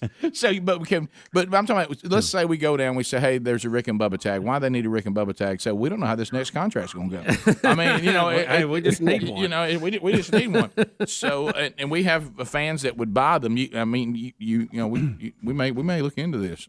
But I'm running the numbers now. Do it raise the money to go to the same as the coffee's going to. Yeah, we could do that. We should. You're saying it has to be some sort of 501c3. You probably can't just come out and just sell one just with your logo on it just for profit. That's correct. Okay, that's cool. Well, something to think about. Thank you very much. Appreciate it, Commish. Yes, sir. I really like that charity called our payroll account. That's one of my favorites. Let me tell you something. It goes to a good cause. It goes to a very good cause. Actually, just all we are is middlemen for Alabama Power. It goes right back to them. So are you running numbers over? Yeah, I'd like to see us just sell 5,000 tags. That's all. I mean, that would be. Yeah. Run the numbers on that. I think we could sell way more than that. But that was kind of my, hey, if we're going to do this, that would be kind of the minimum bar. Yeah. Well, the problem is, with us, the show goes over so many states. Yeah. To get to that kind of number, we'd need the whole network. I don't know if we could do 5,000 in one state. I bet we could. You think? Yeah. Yeah. Okay. Rick, I think we could do probably 10,000. And just this state? Yes. Yeah. I don't know. Well, we'll see. Do you want to hear these numbers? I think we can get 5,000 in Mississippi. I want to know how many are sold. Okay, University of Alabama's number one with 109,000 and some change. I'll round these off. Alabama Bicentennial 73,000. Auburn 72,000. Helping Schools 66,000. Alabama Wildlife Federation 20,000. Fight Breast Cancer, 17,000. Barber Motorsports, 13. Breast Cancer Research, 12,000. Troy University, 10,000. Environmental, 8,000. Farming Feeds Ag Tag, 6,000. Curing Childhood Cancer, 5,000. Choose Life Support Adoption, 5,000. And Alabama Nurses Foundation, 5,000. And then, it goes on down. After that, you get in below 5,000, but you got Alabama State University, Alabama A&M, Spray and Neuter, Alabama Ducks Unlimited. Maybe spay and neuter. What did I say? Spray. Spay. But let me tell you this: if you are going to neuter a dog, they'll spray some numbing on there first. Well, you spay them so they won't spray. Yeah. And by the way, once again, only human beings, and I've seen that tag. It says love them, spay and neuter them. Only human beings could determine that we're loving an animal by spaying it and neutering it. Right. You have Alabama Forest, Wildlife Turkey. How many tags for the spay and neuter? Spay and neuter, 4,289. Rick, that goes to my point right there. We get 5,000 easy. If spay and neuter can have 4,000 tags, no, you're right. This show can have 5,000. Right. I stand corrected. Look at the slogan: "Love them, fix them." Remember what I said about the fact? Picture it. Stay in it. Right there. Oh, man. So, with y'all's logo, that logo right over there. I love it. Jack State University's in there with 3,600. Save the Saturn V, saltwater fishing, autism awareness, and UAB. That's the top 25. All right, so let's go to Jennifer in Gadsden, Z93, where it all began. Jennifer, go ahead. Jennifer? Can you hear me? Yes, go ahead. Okay, great. You guys were telling me that you had to have a 501c. My idea was a perfect 501c would be to put it back in the Burgess fund.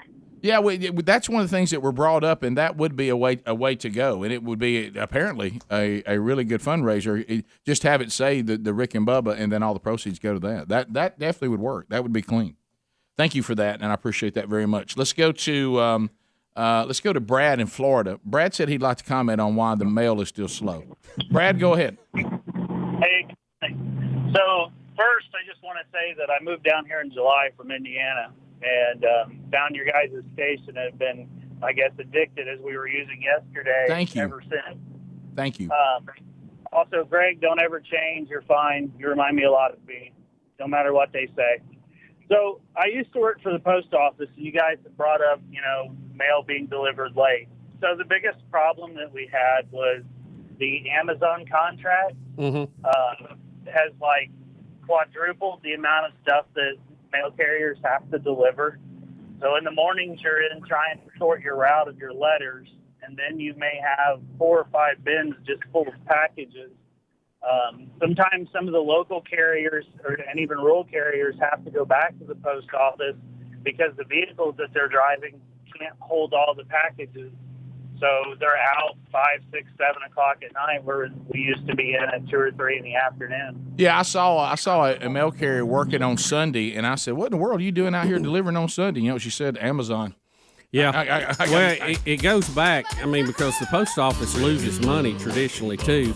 Back to one of the things Trump said, that they made a terrible deal on this Amazon thing, that they're losing money doing this. And look, Amazon's winning on about 3 fronts. I mean, they got a deal being delivered cheaper than you could get it done anywhere else, and then they're not paying taxes on the other end. We'll be back. More Rick and Bubba. That'll make you grow. Yeah, it will. Rick and Bubba, Rick and Bubba.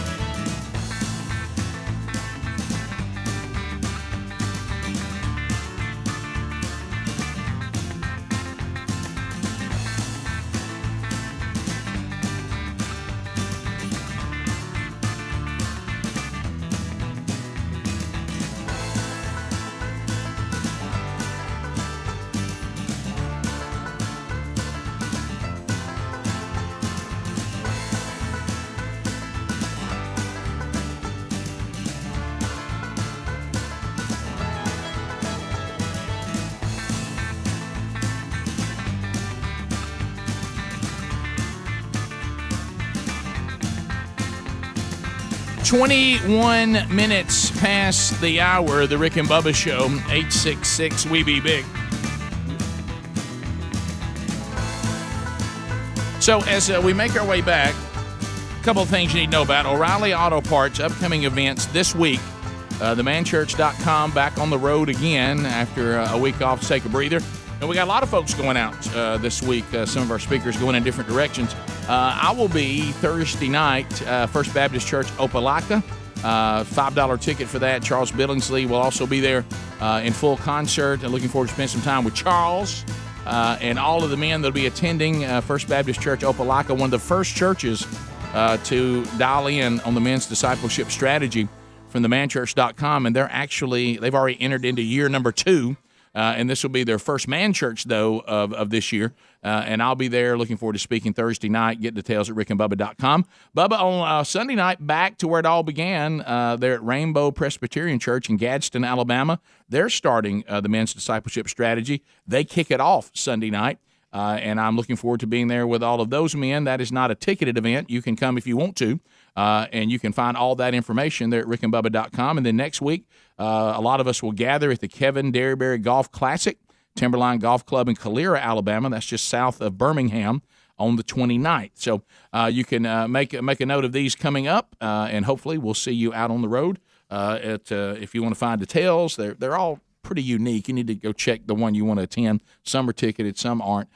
Think O'Reilly Auto Parts for all your car care needs. Get guaranteed low prices and excellent customer service at O'Reilly Auto Parts. Better parts, better prices every day. Bubba, we do have, is this a COVID update? I think it is, Rick.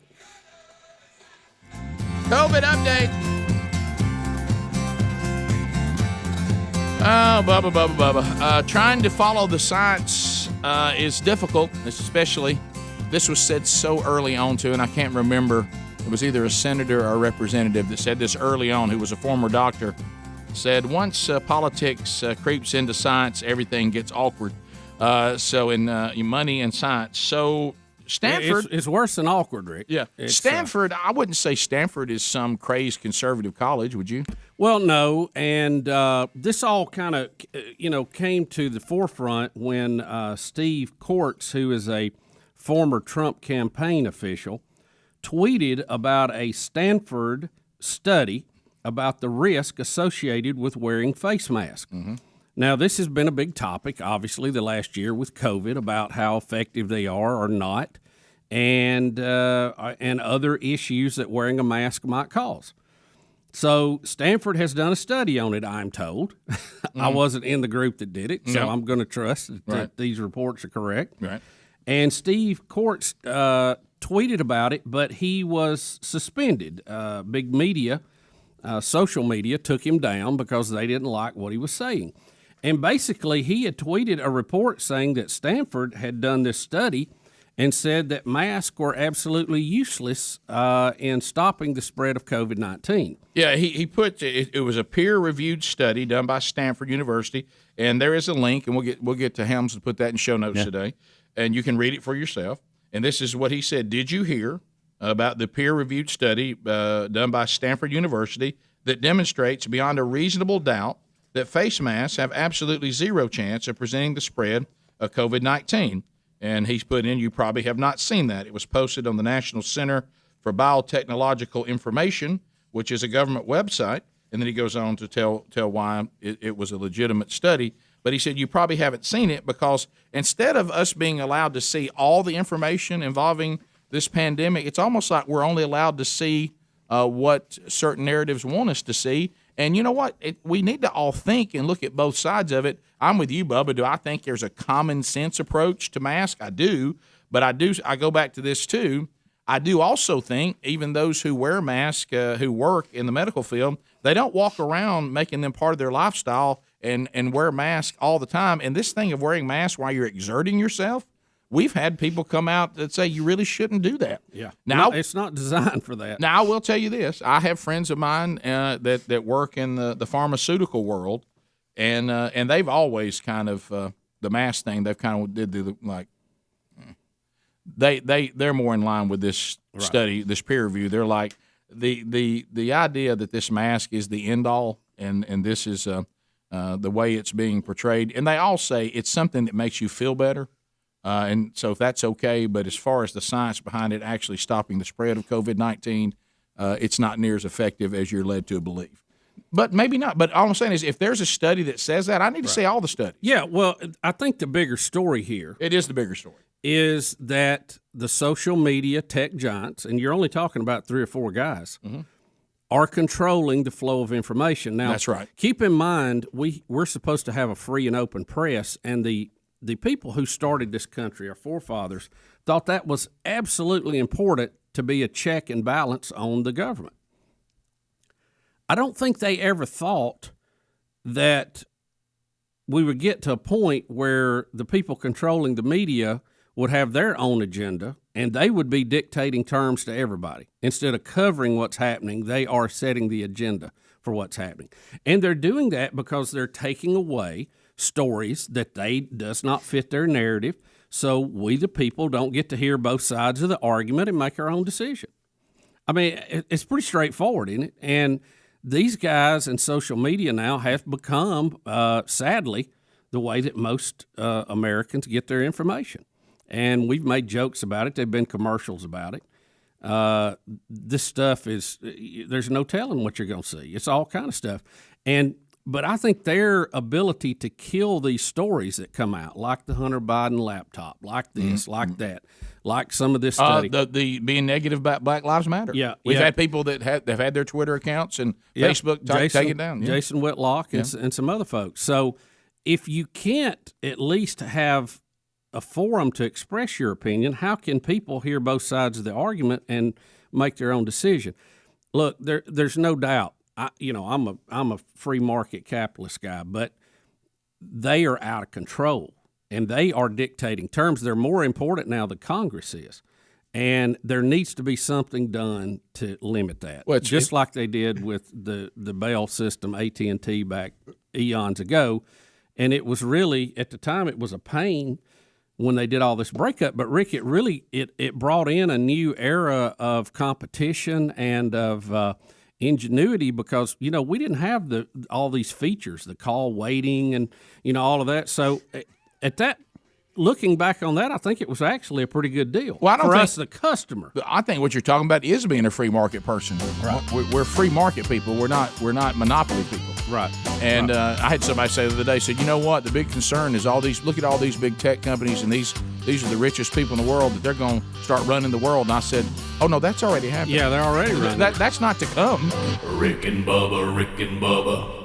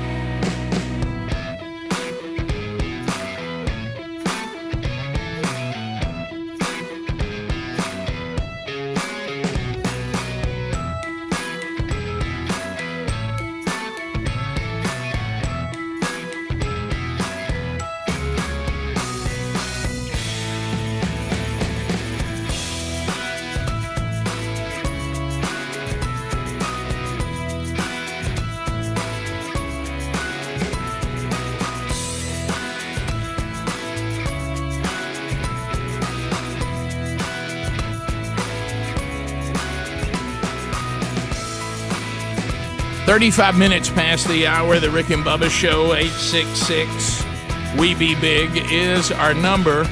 Babbel.com/Bubba, brand new sponsor.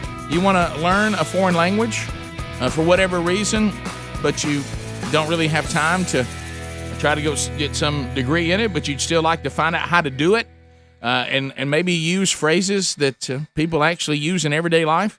Well, that's where Babbel.com/Bubba can get it done. Go there right now, something we can all do and learn a new language if we're traveling abroad, connecting with maybe family members that, maybe a new hobby. It's never been easier with our friends at Babbel.com/Bubba. This is the number one selling language learning app. They make the whole process of learning a new language addictively fun and easy. They do it with bite-sized lessons that you actually use in the real world. About a 15-minute lesson, and they make it a great way to learn a new language on the go, and it won't overwhelm you. That's because they designed the courses with practical, real-world conversations in mind. Or to put it another way, they're actually preparing you to speak to people the way you would talk in everyday life. So you don't have to learn all the grammar and all this or the history. The lessons were created by 100 language experts, and it's a very unique teaching method. It's been scientifically proven to be effective time and time again, so make the move now. Maybe the reason you haven't learned a language is you haven't tried it their way. Babbel.com/Bubba. There's 14 different languages you can choose from. Spanish, French, Italian, German are listed, and many more. So go there now, Babbel.com/Bubba. We're going to get you, are you ready for this? 65% off. That's Speedy kind of savings right there. 65% off your subscription when you go to Babbel.com/Bubba. There's also a link at rickandbubba.com under the sponsors button. Bubba, before we go to the next story, earlier we talked about should there be in our state or really any state a Rick and Bubba tag that since there seems to be a tag for everything under the sun, why not Rick and Bubba? And we have a picture here from Scott Cooper. He said he already has one. I like that. Right there. He's got his Mississippi Veterans tag, and he just put a big old Rick and Bubba sticker right there on the tag. You know, that may be a quick fix. There's your quick fixer right there. Yeah. So thanks, Scott. I appreciate Scott, that is cool, man. Thank you. That really is. All right, so we go to Your America again.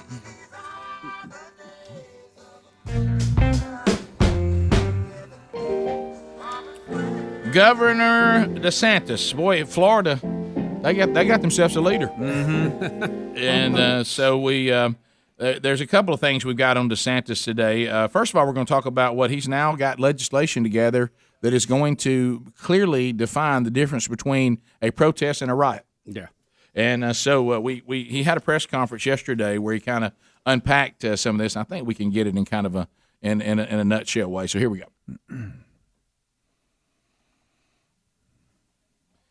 He's switching you can't hear him I as hear good him as screaming, hold I heard on that. through the glass. It's really remarkable. If you look at the breadth of this particular piece of legislation, it is the strongest anti-rioting, pro-law enforcement piece of legislation in the country. And there's just nothing even close. The bill does a number of things. One, it tackles head-on this idea that we've seen last summer and then we still see today, that there should be a movement to defund law enforcement. Now, obviously, the state of Florida, we're not going to do that under my leadership, but if a local government were to do that, that would be catastrophic and have terrible consequences for their citizens. And so this bill actually prevents against local governments defunding law enforcement. We'll be able to stop it at the state level. And if you look at some of these places that have done this, they've already seen crime go up, even just diverting some. So he's saying we're not going to play this game of defunding law enforcement because everybody who's done that, crime goes up, which almost. Wait a minute. Uh-oh. Wait just a minute. Are you telling me if you take law enforcement and defund it, crime will go up? How'd that happen? Shocking, isn't it? Swap it. So what he's saying, too, is we got into this thing where people don't know the difference between a protest and a riot. He says, well, in Florida, we're going to make sure you understand that. Yeah. You know, I told you, after, more and more things came about in Florida, I was reading on him a little bit. He's a pretty impressive guy. Came from a fairly normal upbringing, but got scholarships and graduated, Rick, from Yale and Harvard Law School. served as an officer and attorney in the Judge Advocate General's Corps of the U.S. Navy, in other words, the JAG office. He was also a representative from Florida from 13 to 18, and he ran for governor and won in a very close election. And he is 42 years old, the youngest governor in the United States. So he's got quite a background. And I don't know. I don't live in Florida for day-to-day stuff, but from the people I've talked to there, they seem to like him pretty well. And I think even outside the state of Florida, he's very well known. And he's had a very straightforward approach on the lockdowns and the COVID. And he's seems like he's doing a lot of good things, and I think he's at the top of a lot of people's lists. They'd like to see him run for president. I hope the state of Florida loses him to the presidency of the United States. So here are some things that are in the law. It grants civil legal immunity to people who drive through protesters blocking a road and allows authorities to hold arrested demonstrators from posting bail until after their first court date. It also increases the charge for battery on a police officer during a riot. It adds language that could force local governments to justify a reduction where they force them to actually justify if they're going to reduce law enforcement budgets. They have to show that that's something that should be done and make a case for it. It also allows people to sue local governments over personal or property damages if they are determined to have interfered with law enforcement's response to civil unrest when their property is damaged in the process. Right. It also increases penalties for protesters who block roadways or deface police monuments or create a new crime, and they're called mob intimidation. Obviously, the left is going to say, well, this is a tyrannical government trying to keep you from being able to protest. No. DeSantis and his supporters could say, no, we're trying to clearly define the difference between a protest and a riot, and people must have some sort of recourse if mobs tear up their stuff or try to threaten or intimidate. And in part of his speech yesterday, he talked about the fact that, having the right to protest and redress your government is key to being an American, and nobody wants to stop that right to do that. But when you start damaging property, you start blocking roadways, you have moved outside peaceful protest, and now you're a lawbreaker and you're going to pay for it. And I think one of the keys you mentioned there, Rick, you see in so many of these protests where they bring people in for doing whatever, getting outside the boundaries of a peaceful protest, and it's just like a revolving door. They're back out protesting before the people are done with their paperwork who brought them in. And they're saying that's not going to happen anymore. You're going to stay in jail for a certain amount of time. You're going to be out of the protest. So that gives people an incentive not to act up if they want to stay out on the street and be part of the cause. Also, we got another video from DeSantis today talking to Tucker Carlson, and he's discussing why he never bought into the narrative of the total shutdowns and what he says, a lot of what was the word everybody was throwing around? Draconian. Yeah, I can never say that word. Draconian. Yeah, and he's telling Tucker, he said, I never bought into that. I always thought that was a false narrative, and he kind of explains why he's done things the way he's done them in Florida. Here it is the fact that there wasn't widespread rioting in the state to people's decision to move here. We've seen a lot of people move here. It's definitely been a factor, for sure. And I also think the fact that Florida wasn't locked down like these other states, I think the lockdowns, provided an impetus to be able, because people need an outlet to do things. And so I think some of these states like Minnesota, California, I think the fact that they were locked down and had the opportunity to go out and do stuff, I think that added fuel to the fire of what was going on. So I think the fact that we took a hard line on that, people understood Florida as a law and order state, but also that we were open, I think has been a huge factor in people moving to Florida. So obviously you've had a lot of successes. You're a very famous governor. What didn't go according to plan? How did you screw up in retrospect? Well, I think early on, I was just hungry for data. And so I was looking at South Korea, Italy, and I'm trying to make sense of this virus. It seemed to me that this was something that was risky for elderly people. Yeah. Didn't seem like there was much risk in people, not just kids, but even people who were in reasonably good health who were, say, under 50. But I didn't really have the proof of that in Florida. So when they did the 15 days to slow the spread and some of that stuff, we followed that. Whereas I think if I had more data, I would have had the ability to say, wait a minute, why would we need to, close a gym for 2 weeks? I mean, these are younger people going to work out. If you're healthy, you're going to end up dealing with the virus better. And so I think that it took me a few weeks, March and into April, to get enough data to say, okay, we're not doing Fauciism. We're going to make sure our state's open. We're going to get the kids back into school, and we'll just focus our protection on elderly people. Where the problem was. So he also says, don't miss this, because you hear the screaming, but then you look at what actually happens, which we've told you is always the truth. So people actually flock to a state of law and order and freedom, and that didn't lock down. So people actually flock to that. We'll be back. More Rick and Bubba next. Rick and Bubba, Rick and Bubba.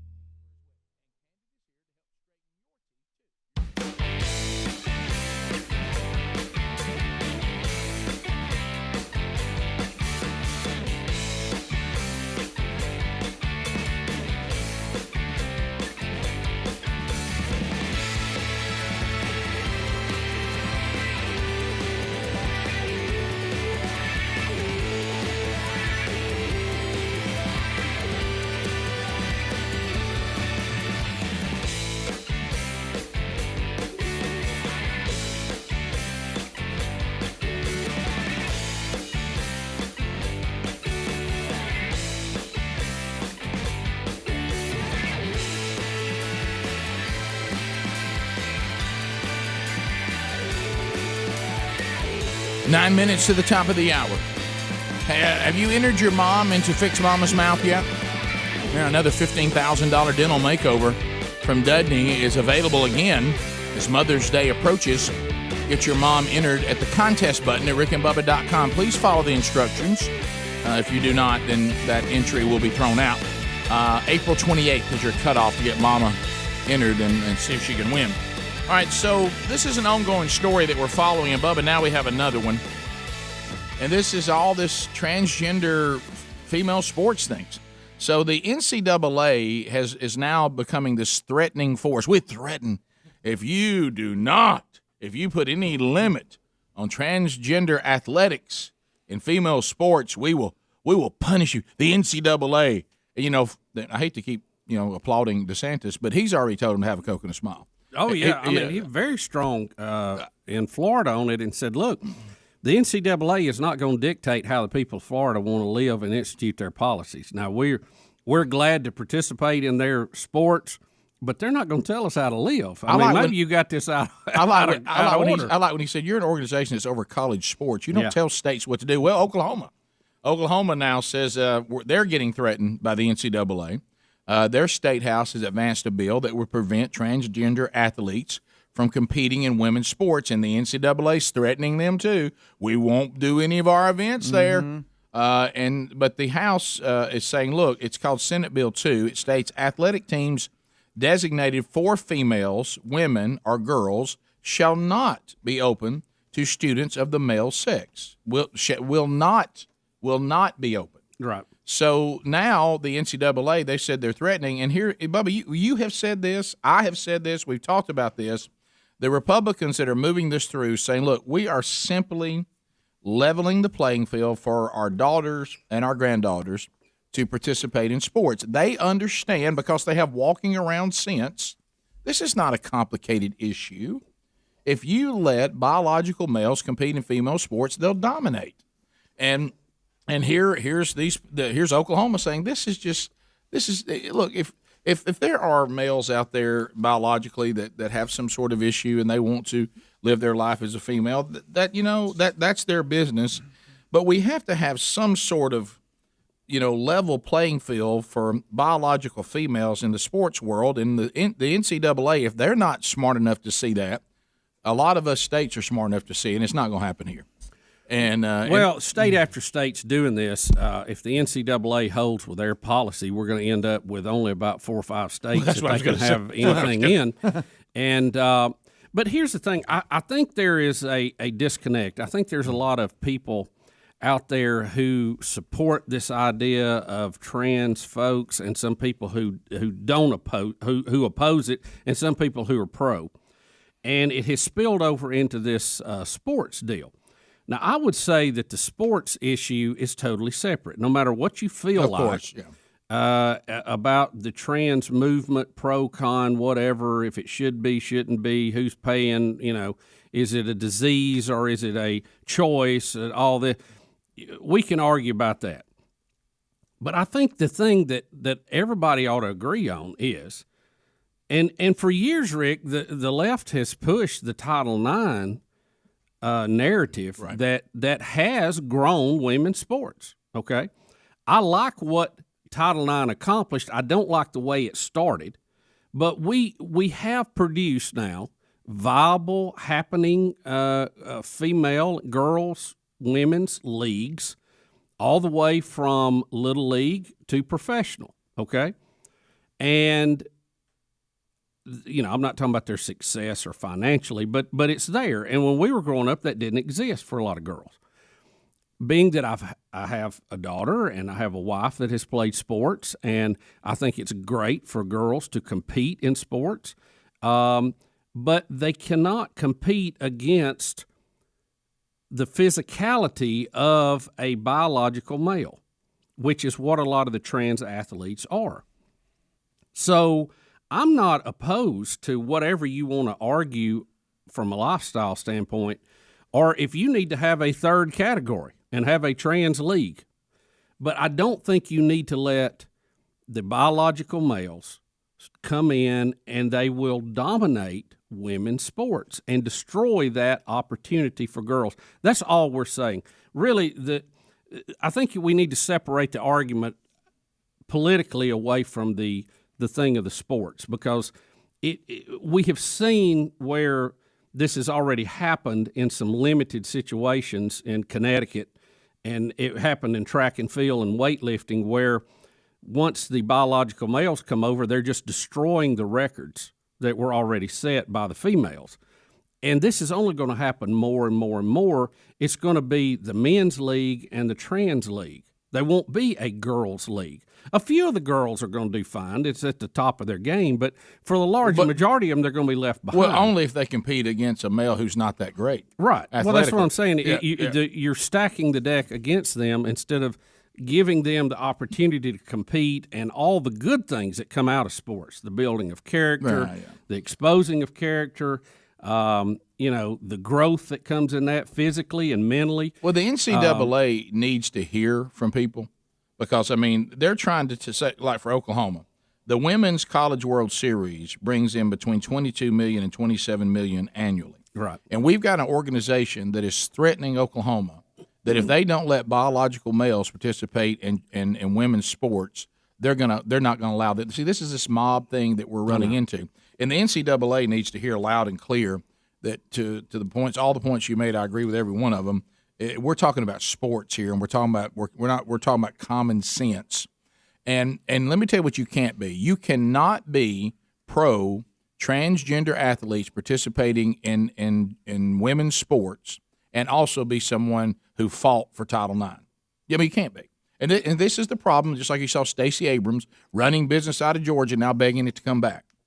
This is what happens, and I hate to tell you this because I know it'll hurt some feelings. It's actually found in the Bible. This is what happens when you let your emotions and your heart lead and you don't think things through. Okay? You can be just full of emotion, but you better be full of some sense. Yeah. People like to write songs about following your heart. Don't follow your heart. The Bible says the heart will fake you off. It says that. The heart is the worst place for you to look through your life. The worst place. Yeah. It is. God gave you a brain. It's about 8 pounds of gray matter sitting up there on top of your head, and it was supposed to do the thinking, not the pump. But this is for the blood. But this is the current state of the progressives. They're cannibalizing their own movements because they're so short-sighted on what all this means, because they think there's a world that no matter what you want to do and whenever you want to do it and wherever you want to do it, no one should stand in your way unless, of course, you disagree with them. And this female sports thing in Oklahoma and Florida and other states are going to see it. And they're going to say, it ain't going to happen here. And then the NCAA is going to say, well, we're going to punish you for that. And you said it earlier, we may end up with the NCAA having nowhere to have their stuff. Well, we need a good NCAA to be a governing body over everything, but they don't need to be dictating to state governments how they run their life. No. They need to set up rules for competition and see those through, not try to dictate to states' political agenda. Top of the hour. Rick and Bubba, Rick and Bubba.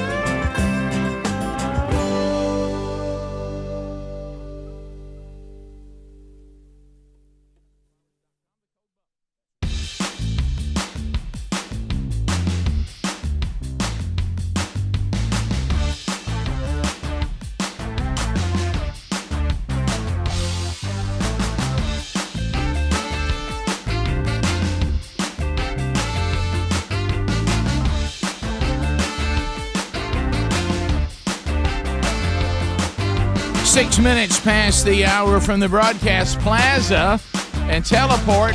Rick and Bubba, we're here. Here we go. Speedy, the real Greg Burgess, Helmsy, Eddie Van Adler, all in the mix. Team Rick and Bubba, 27 years strong and still rolling. Welcome back, Bill Bubba Bussy. Rick, glad to be here. Thank all of you for joining us for the little party we call Rick and Bubba. Rick and Bubba. We do have phone calls standing by. We'll get to those.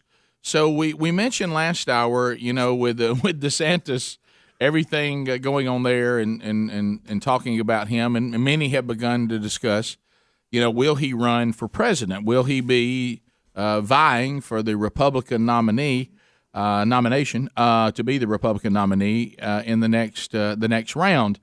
Well, there may be some discussion on what to do. Hannity yesterday had an interview with the former president, President Trump, and he seemed to indicate that the odds of him running again apparently are pretty high. So here it is, courtesy of Hannity.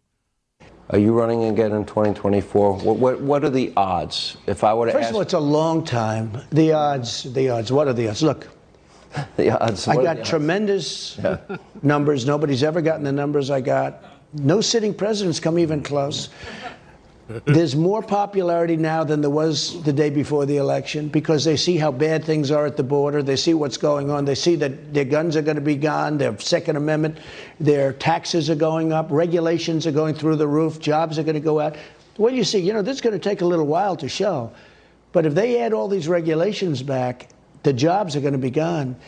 Your energy independence is going to be gone. So I say this. I am looking at it very seriously, beyond seriously. So he's looking at it seriously, and then he throws in very Trump fashion, beyond seriously. If there is such a thing. For a minute there, it hit me how much I miss hearing the Trumpster every day. I know. I'll tell you what else. And his unique way to say things. I'll tell you what hit me. Still wearing the goggles in the tanning bed. We got to do something to get some color around those eyes. Does he not see that? Right. If he, we were discussing in the break. We'll see how DeSantis goes. If it got down to DeSantis and or Trump, I don't think that's a place the Republicans want to find themselves. Hopefully, that would turn out to be, I think, but we were talking about. I think we think, and I know some of you won't like this, and we apologize, but going forward, the best shot I think for the Republican Party, if DeSantis pans out and continues to go the direction he's going, and he might not, but if he does, that the best thing for the Republican Party is for Trump to use his popularity to support DeSantis as the next nominee. Yes. Well, not for think Trump about this. to be What does Trump like to do? Trump likes to give you sound bites. Mm-hmm. He likes to make speeches. He likes to give people nicknames. That if he's on the campaign trail as a kingmaker, that's right up his alley. Yeah. If you are trying to be the elected official, you've got a lot of rules, a lot of things that hold you back that Trump doesn't care for. And, DeSantis may be a little more of a polished politician in that respect. I would say on issues, they're probably not a nickel's worth of difference. It looks like to me they're in line with everything.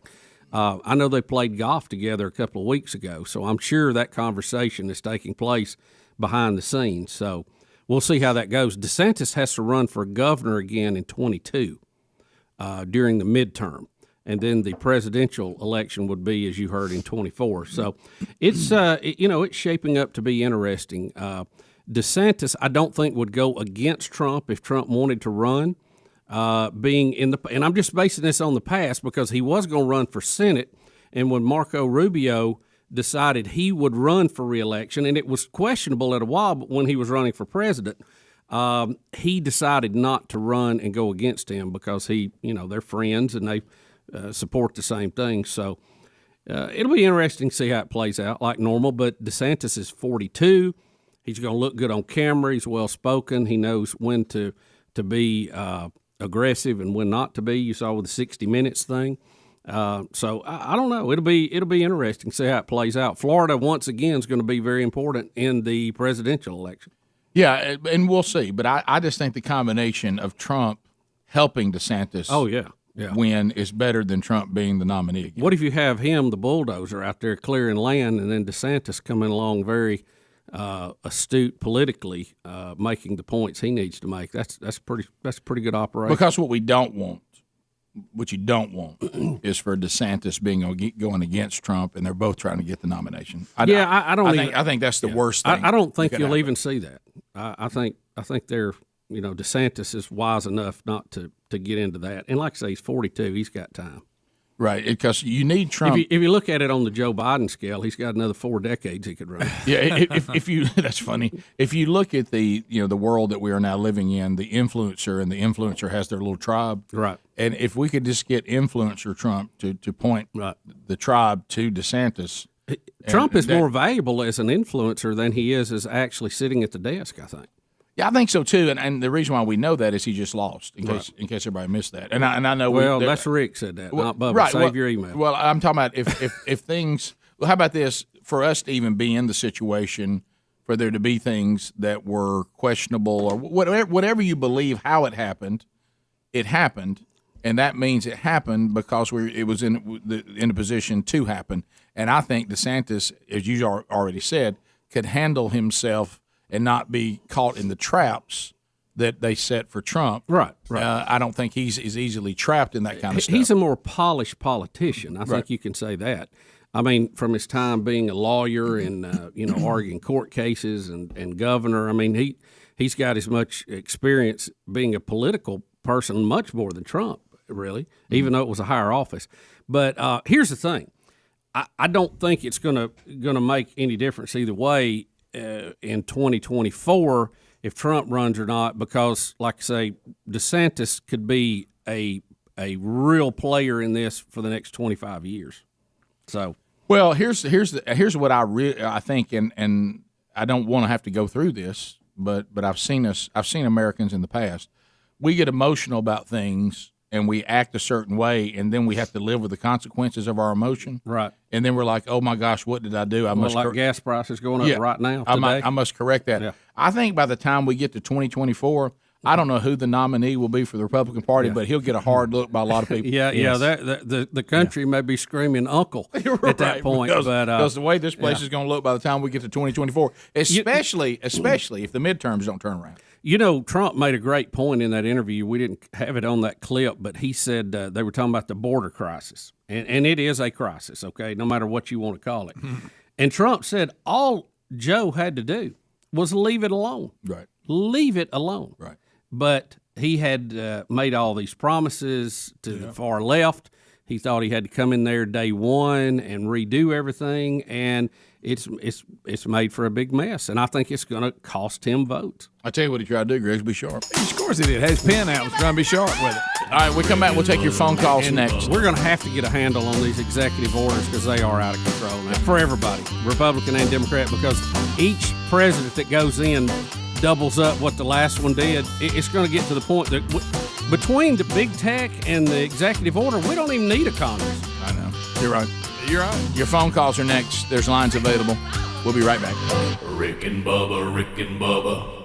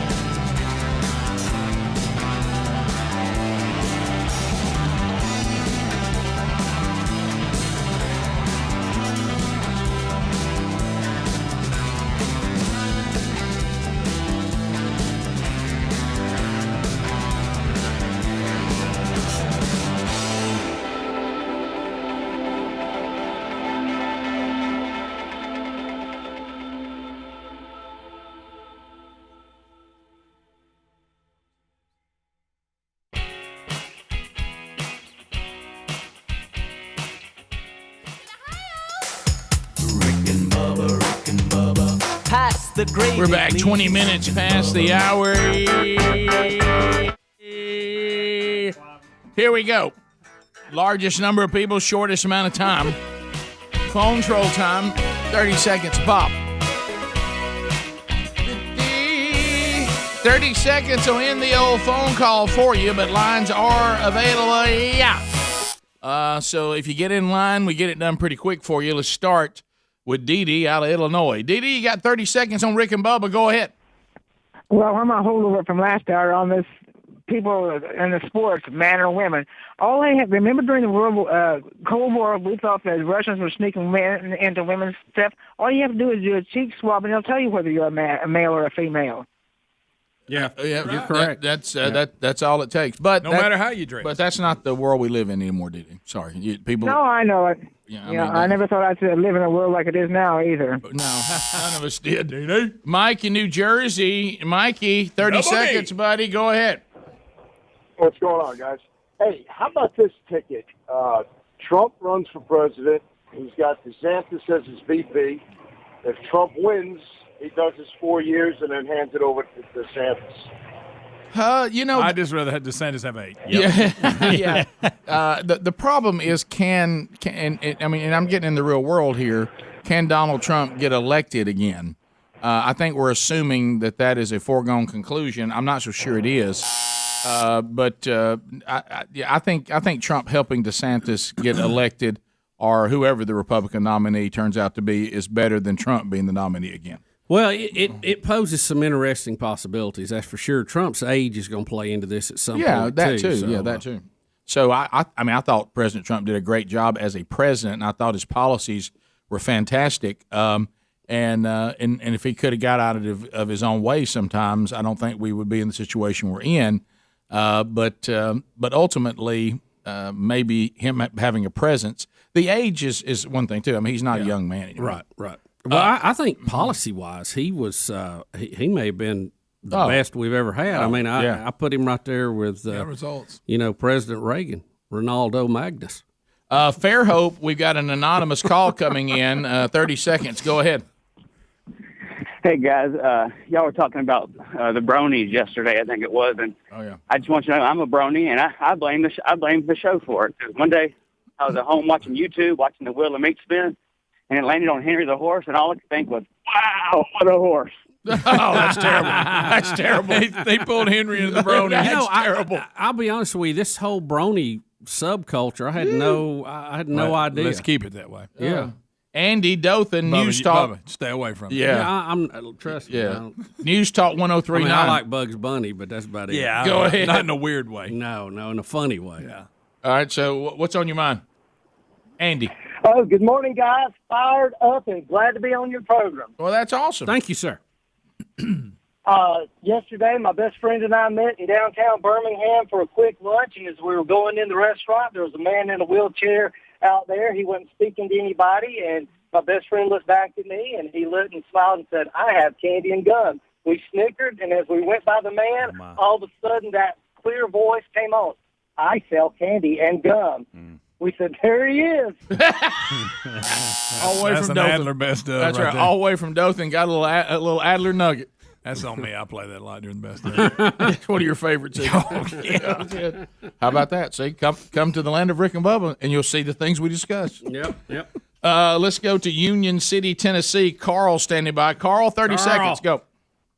Hey, I don't know if everybody realizes it, but there is a Senate election in Florida for the midterms, and what if we was to get Trump in there and put him in McConnell? McConnell's trying to buy out, put him in where he could impeach all them clowns that tried to impeach him. So go. Trump takes the Senate seat in Florida. If he ran for senator, that'd be great. Yeah, sure. Impeach ones impeached him. Kyle in Tuscaloosa. Kyle, go right ahead. 30 seconds. Hey guys, doing all right? Yeah, we're doing good.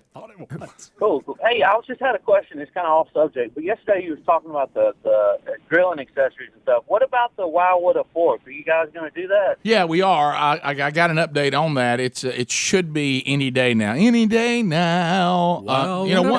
Once again, when you get something of that high quality, It just seems to take a while to get it here. I mean, but it is going to happen, and you probably be hearing that any day now. Takes a long time to get that stuff in from China. Especially if that boat still blocked everything. Where was that at? Oh, they got it out of the way. Okay. Let's go to Lauren in Tennessee. Lauren, welcome to Rick and Bubba. 30 seconds. Go ahead. Hey, Rick and Bubba. I'm a really big fan. And, Thank you. I'm actually, I used to be a Democrat. I don't know what I am now. But I didn't mind Donald Trump at all. Like, he was a good president. But he's going to be 78 next time. Yeah. And, I'd rather have DeSantis get some new blood in there, 78 is of course, we have a president who's 78 right now, and I don't think any of us want to see this again. Yeah. Back to what you said earlier. Right. We all cringe when you see people taking a dive going up Air Force One. Woo. I will say this: the Senate. Come on, man. As far as Trump, it may have some more appeal than even the White House. For the previous caller listed some of that, but there's no term limit on the Senate. Oh boy, let's drive them nuts. Glenn, I know. Glenn, I like that Senate idea. Oh, yeah. Glenn in Meridian, listen to the buzz. Glenn, go ahead. Hey, my friends, I grew up in Tuscaloosa and Shelby County, and I understand your Alabama lingo, but the Broadcast Plaza, you wouldn't stay at the Crown Plaza Hotel. It's the Plaza. Well, not here. It's not, buddy. I mean, there's no one in where we live that's going to say Plaza. Yeah. And if they do, you know what you say. Well, you're not from around here, are you? Yeah. It's Plaza. I mean, in Meridian, you should know that. Yeah, you would. If somebody says that, you think they have a speech impediment. Think about when we were growing up. Of course, it's been torn down since. But the Century Plaza. You remember the big mall? Yeah, it was the Century Plaza. We all came from small towns all over this state to come see the Century Plaza. It's the Plaza. Mm-hmm. Let's go to Terry. But thank you, sir, for thinking of us. Terry in Alabama. Terry, go ahead. Got in for that. Pterodactyl. Hey, guys, how's it going? Good. Great. Good. On the transgender sports thing, I think we should just let them all have it. Combine them all, you'll end up with all male sports again. But for the love of God, don't touch women's volleyball. That'd be my favorite call all week. For the love of God. Rick, I think right there is what you call brutal honesty. Oh, so good. That was great delivery. Yeah, the delivery was perfect. Made it. Yeah. But for the love of God. With all the things going on in the plight of women, how the volleyball uniform got by somebody said, yeah, that's good. Put that on them. That's fine. And look, somebody tried to, I think it was one of the Muslim countries tried to say they couldn't dress that way, and it made them mad. Once it played, they were like, no, we this is the way we dress. Right. By golly, we'll play in bloomers and you won't stop us. I mean, you got to be half naked or you just can't play volleyball. Yeah, I asked I'm that thinking about question. the beach volleyball is what I'm Well, I asked that question. No, Greg, I haven't paid that well compared to the Greg, beach. even in high school, Greg, when my daughter was in have it, a shirt on in one. She was involved in it one season, and I was like, wow, I don't wear much. Yeah, but the beach really takes it to a level. No, Greg, I got it. But, I mean, what I'm saying is that, to me, is more like an exhibition. The whole setup of women's volleyball. But I know you need to be. You need to be able. Clothing is very cumbersome. You need to be able to move. I got that. But you need to be able to move in basketball. Exactly. You need to be able to move in other sports too. Yeah. I agree. Yeah. It is kind of weird. But boy, they don't want anything holding them on the ground. If they're gonna jump, I'll tell you that. I guess not. They really don't. We're going airborne. We're getting rid of anything that could cause us to stay on the ground. Right. But how about he just drew a line right there? Didn't That's funny. That's funny. Well, I'm sorry. If transgender sports are allowed to go on, you're going to see that uniform on a biological male. I got news for you. Hey, that uniform don't need to be on a male. Well, I'm telling you, but it's going to happen. And if that uniform happens, gender confusion will be over. Yeah, right. You'll go, right. Rick and Bubba. Wow. Bottom of the hour. 866 We Be Big is the number. We will continue. More of your phone calls coming up. The stories are still out there, many to still unpack, as we'll take the old Rick and Bubba train and push through. We'll be right back. Rick and Bubba, Rick and Bubba.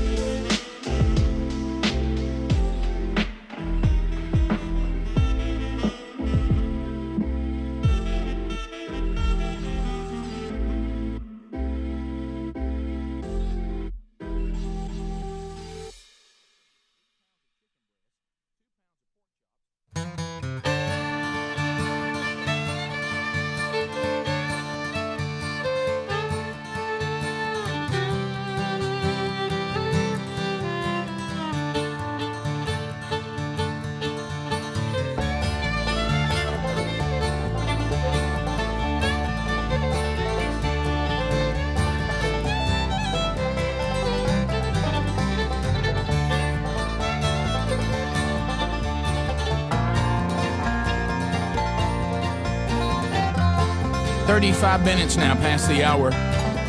Rick and Bubba Show. All right, so MyPillow.com, we talked about it earlier. I mean, we can sit around and allow these monopolies to take place, or we can find entrepreneurs out there that have the capital to offer some alternatives. And so Mike Lindell has created My Store. And you can find it at MyPillow.com. It's called My Store.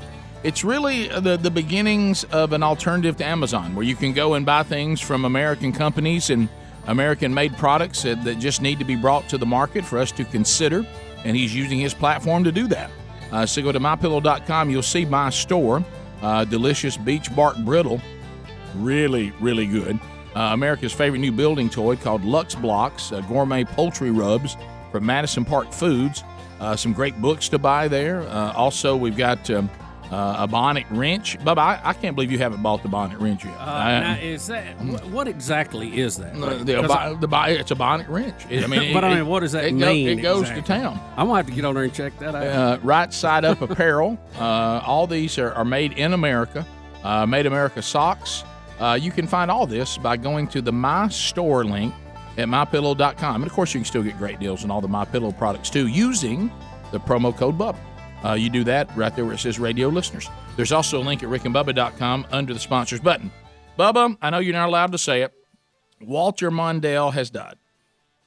He was a former vice president. Now, was it Speedy who was telling us that Jimmy Carter said he was the best vice president our country's ever had? Yes. Jimmy said that. Well, he would say that. It was his vice president. What else is he going to say? How do we even know? Yeah, how do you judge vice presidents and who's good and who's not? Have you ever had one? He just said it because it was his vice president. I know, but what's he going to do? Say he was the them. third best. I mean, you're not going to say. Let's say you get to comparing them. How do you go? Well, this one did this and this one did that. Because I'm not sure. What they do. Now I hate to, because I know the man has passed away, but. I know this. He holds a record for getting hammered in the election when he ran for president. Well, Greg, there you were. I was going to handle that a little more delicate, but you are. I'm sorry about that. You talking about? You mean old Fritz? You talking about 49? You talking about 49 states to one? Yeah. Can you imagine? Rick, that's pretty much a walk off. Can you imagine in today's environment a candidate winning 49 states? No. That means New York, California, Texas, Florida all voted for the same president. He carried only his home state of Minnesota. Sorry, Bubba. Yeah, I know. And the District of Columbia. Reagan won in the Electoral College, 525 to 13. Yeah, Rick, but that doesn't tarnish it. He was the best vice president who ever lived. Too, and I hey, you can't take that from him. You know what he did? Rick, I can't take that. Let me give Walter Mondale credit. I thought he was already dead, by the way. Listen, I did too. Let me give Walter Mondale credit.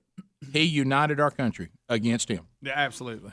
I don't know if that's what he meant to do. We have never been that united for a candidate. Never before, never since. Do you remember he was running against Reagan in '84, I guess it was, that year when Reagan won so big, and he was on stage in the presidential debate when Reagan had the great zinger about he was not going to make age a factor in this election. Says, I'm not going to exploit the inexperience of my opponent. And it took him a pop. Even Mondale laughed at that. Oh, everybody loved it. You could not help but laugh at that one. It was so good.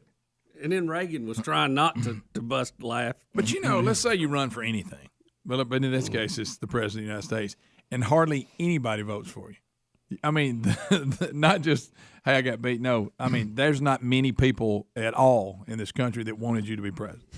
Well, think about that. Well, Greg, we could find two places, Minnesota and the District of Columbia. That's what I'm saying. That's just, Rick, how about that on election? Now, them numbers are coming in. Greg Mondale put together a whopping 13 electoral votes. I mean, that's. I don't remember. I mean, you exactly, might as well not even ran. Hey, that's like people going, you shouldn't even run. No, Greg, he united our country. And you know what? It's probably spent a lot of money during the campaign, too. Yeah, I'm sure. Yeah. He said I don't even know how much, by what margin he won Minnesota. Maybe close. Here's the part that may be the saddest thing that Walter Mondale has ever said. Do you know what he said after the election we're talking about? What? I did my best. Oh, my gosh. Well, your best is a... you should have said I did a terrible job. I think I would have said, boy, this thing came apart. But look, I messed up somewhere. We basically said that's the best I can do. There it is. Look, the country was in absolute turmoil when Reagan went in, and he didn't win that election by a big margin over Jimmy Carter. And then we had this unbelievable run of prosperity. And, I mean, people were like, what? Are you kidding me? Because they remembered the last 4 years, And what to it was be like. fair, it was probably more about Reagan than it was about Mondale. Well, Yeah, it was. It could have been anybody. But you know It what could he have been did? anybody. He didn't distract us No, he away did from not. Reagan. No, he did not. But you're right. Right. But like I say, I don't think anybody was going to take Big Ron out that year. No, that was. Of course, they called this one in 4. Yeah, right. My goodness. So Walter Mondale. But I mean, every party has to run somebody every Yeah, time. I right. mean, Yeah, right. I don't even remember. I think Mondale's only argument, best I remember, well, he made age a big issue, you know, and that Well, you had to try obviously something. didn't work. No. Well, I go because back. everybody liked them low taxes they had, and them wages going up, and the Russians were on the run, and it looked like a good deal, you know. Well, I'm going back to this is the greatest vice president the country's ever had. Well, that's a very does that division even exist? I don't think it does. How do you determine when somebody's a good vice president or Look not? the map. There's a map. There it is. You know, I think. Boy, the election coverage, I bet, was boring that night. Boy. Wow. This ain't even close. Yeah, Reagan even won California. If you're New York. in Minnesota, are you kind of looking around not the a good next day day going, Well, that's why the Vikings can't why are win. we so different? That's why the Vikings can't win a championship. I'm begging them to get out of there. Right. That's our only hope. Right.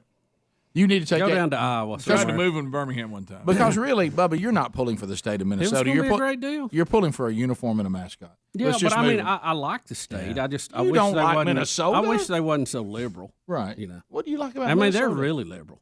We Yeah. talk about Got a lot of California. lakes. They're Yeah. really liberal. Yeah. You don't like Minnesota. Well, I mean, I know some people Minnesota. from there. They're nice. Who?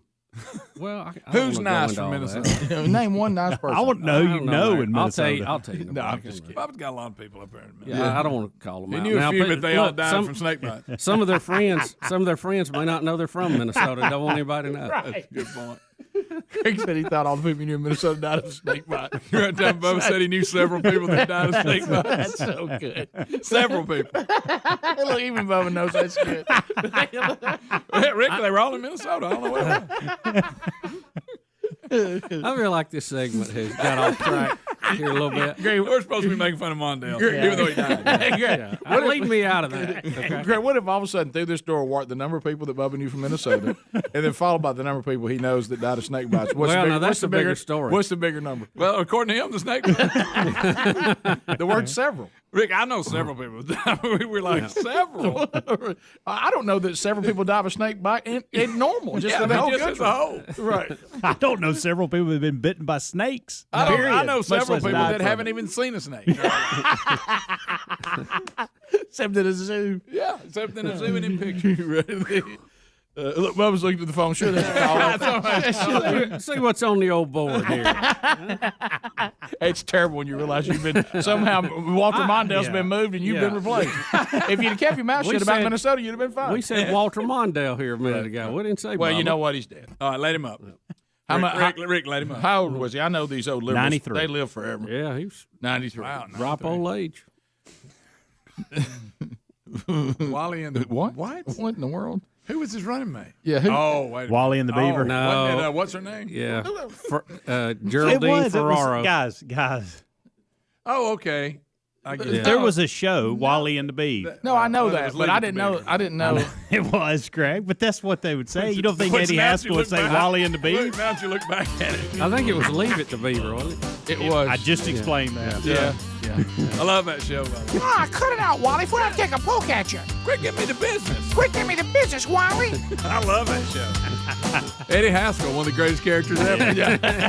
And we all know an Eddie Haskell. I have a son named Eddie Haskell. Yeah. Your phone calls are next.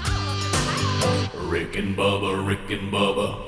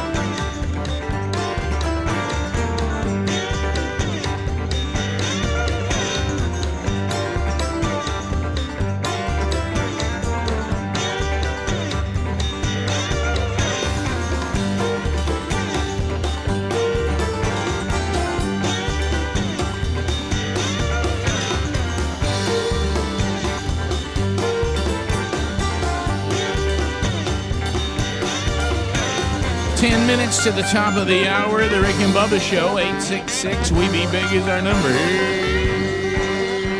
Here we go. Lines are available. You can reach us. We'd love to talk with you. Let's go. Let's start with Grant out of Auburn, Alabama. At the end of 30 seconds, so we'll buzz Grant unless Helmsy or Bubba give him a timeout. That means that if you're getting in the line right now with 10 lines available here at the Plaza, it's easier to get in, and then you get put on hold. And the fact that we're doing this and we're buzzing you at 30 seconds, we move the line kind of quickly. So even if you're standing in line, your chances of being on are very high, especially if you have a great topic. Grant in Auburn, 30 seconds. Go ahead. Hey, how y'all doing? Sorry, first time on the show. A little bit excited about it. Well, thank you. Yeah, thank you. Thank you, buddy. Appreciate We're it. good here. We hope you're good. Steady she goes, Grant. I was calling in because my wife knows someone that is transgender from high school, and we even had them over this past weekend, and they don't agree with the male transgenders playing in the female sports either, and they are transgender. Yeah, it doesn't even, because it violates something that is just logical common sense. And even if this is something that you think is going on in your own life, even as you said, someone who is transgender can see the problem with allowing this. So, who are the people that are for it, other than the athletes that want to dominate, I guess, women's sport? Thanks for that, Grant. Appreciate that. Let's go to Sawyer out of Newmarket. Sawyer, 30 seconds. Go ahead. Hey, man, how y'all doing? We're good, Sawyer. How you doing? Pretty good. I just want to say I'm a long-time listener, first of all. Thank you. And I have kind of a broad question. Undoubtedly, in today's events, there's probably more, from a talk show standpoint, there's probably more to talk about than there ever has been. I want to know, is it more of a strain or more of a good thing for y'all as far as trying to keep up with it? And I also want to say y'all do a very good job of not making it the only thing y'all talk about. I think it's difficult to find a fun zone. We like to report on things, and we like to, the show's percentage on lightheartedness, we would probably like to see it be a little higher than it is. So I would say it's difficult to keep up. It's like, I think the hard part, Bubba, tell me if you agree, and I know Speedy and Adler and the guys would agree because they face this even more than you and I do in our position here, is that it's a fire hose of information, but very little of it is correct. And trying to discern what the truth is and what is really being reported accurately, I think is a terrible strain. I mean, it's because journalism is horrible. Yeah, it's so all over the road. But I think, just me personally, I think one of the things that has, it's kind of a two-edged sword, and we've talked about this before. I think one of the things that have kept us doing this show as long as we have is the fact that we cover a lot of different genres. If we were just a news talk show, if we were just a sports show, if we only did spiritual issues, if we only did A, B, or C, I think that, your wear and tear and the monotonous of it would wear you down. I think the fact we do a lot of different things is what keeps us enjoying the show. I don't think that broad coverage has helped us in the radio industry, because most of the time a station wants something that fits into a genre. Yeah. We are a news talk station, so we want hard news talk. Or we are sports, we won't talk about that all the time. So I think it hurts us in that aspect. I think for just me personally, the world seems like it's got a lot more serious, and I wish we could be a little goofier on the show. I'm a fan of the goofy part of it. The other is obviously important, and we enjoy doing it, but I could stand a click and a half to the goofy side if I just if it was just me and I was being brutally honest, but I don't mind where it is now. Yeah, and you got to generate that goofy side. You got to come up with things to talk about. You actually have things to say. You got to get out and have fun, and you can't just declare, "Hey, man, I want to do more lighthearted stuff." Okay, well then, what are we going to do? You got to bring it to the table. You got to bring it to the table. Let's go to Melody in Birmingham. Melody, go ahead. 30 seconds. How you doing? I'm good, thanks. I just wanted to ask what you guys think about the Navy footage that the DoD has admitted is UFOs. Well, yeah, we did a bit on that the other day. We broke down some of it. Some of it we think may just be aircraft that we're working on that that is yet to be introduced to the public. But there's certainly some things that they have released that they never have been to identify what it is. Yeah, it's interesting, and we don't know if they are explanations for this. We don't know if it's, our military testing things, foreign military's testing thing, or it might actually be something from somewhere else. So we don't know. But I do like the fact we're more open talking about it, and coming in June, we're supposed to have a big information dump with all this stuff, thanks to directive by President Trump. I will tell you this. Last night, Sherry and I sat out by the fire pit for hours with probably one of the best fires that we've made all year. It was probably one of Sherry's best fires. And we were hoping maybe we'd be revisited. Right. And it didn't happen. Nothing happened. Yeah. But there's more things in the sky now than there used to be, too. So we sat there. There's things even flying around on Mars now. Can I tell you what was funny, though? Can I tell you what was funny? A little throwback there. And Sherry was kind of looking around. Undoubtedly, we had some deer that were walking up on us and didn't know we were there out of one of the little wooded areas, and they started blowing.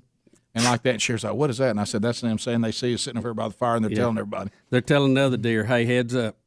Let's go to Tommy. In New York, Tommy. Did I just blow the lights off? You did. You did. That was weird. Tommy, go ahead. Hey guys, listen. I was moving to Homewood as of the 1st. Yeah. But that is not happening. Why? I need some. People at that apartment complex do not know they're from there. And for some reason, my lease got deleted, and I need some information about neighborhoods that I should be looking in. I know Vestavia Hills is nice. I know Homewood is nice. Send us an email. Tommy, we were excited about you moving down. Doggone it. Now, you were trying to come down during tornado season. I didn't think that was very wise. You might want to give out a day. Tommy, just email us and we'll send you some options. I got a couple Yeah, I didn't understand what. I got a couple spots. Can I ask? I didn't understand what he meant. His lease was he didn't deleted. They messed up. Yeah. He wasn't happy with her. He was trying to said say they didn't know their you-know-what from their you-know-what. Yeah, did you ever get too blocked? He was going to say they don't know their butt from a hole in the ground. He didn't know how to say it. He wanted to clean it up. He didn't. He couldn't figure out how to. He tried to say hole in the ground first. Not bad. Well, no, that's not the only part of that saying. Yeah, I think he was going to say the one that he said, I don't need to say that. And when he tried to remember a way to say it like I just did, it's like butt wouldn't come into his mind, or rear end. He just couldn't get it. Tenfold. He just got too blocked. I've been there. Eric and Aniston. What are you talking about? Aniston. King of it. Eric, go ahead. What's up, guys? Hey. Bucky Grass and Green Acres, and I have a problem. I am an addict. I am 39 years old. I'm a Rick and Bubba addict. Oh, boy. I've listened to y'all since 95, on and off, and then 11 years ago, I've listened to y'all for 11 years straight. If I don't get the show, I listen to the podcast. And instead of listening to music that I have tons of songs on my phone, I listen to the TuneIn app. My kids know Well, I'm trying to, Eric, see, there's certain addictions that are not problematic, and this is one of them. I mean, I hear people saying that they obsess over the show, but all I can say is, well, thank you. Yeah, look, we all have that built into our personalities, our DNA. So focus your addictions on something positive. Don't act like you can't have them because everybody does. Right. Just make them positive. Just make them positive. Treasures in Heaven, Rick and Bubba Show, family. Randy. Not in that order. Not particularly in that order. But. Randy in Pell City, go ahead. Hey, I was just curious. Mondale won Minnesota that year, right? Yes. And Reagan lost, but was it close? I'd like to know how many votes Reagan got and how many votes Mondale got. You mean in Minnesota? Yeah. Was Minnesota. Was it even close to Minnesota? Probably. Simple Google. Probably not. I wouldn't think, but I don't know. I don't know. I don't. This is a broad statement. Step out, but I mean, in my mind, most of the time, people win their home state. And that's why Al Gore. That was why the Al Gore election. thing was such a big deal, because if he had won Tennessee, he would have been president. Exactly. George W. Bush would not have been. That's right. That's one reason that one was so ironic. Because most people win their home state. Right. He may be the only one that had. Well, the reason why he didn't win his home state is his home state also knows him better than the rest of us. That's a good point. Yeah.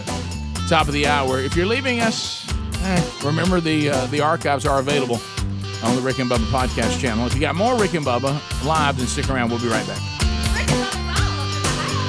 Rick and Bubba, Rick and Bubba.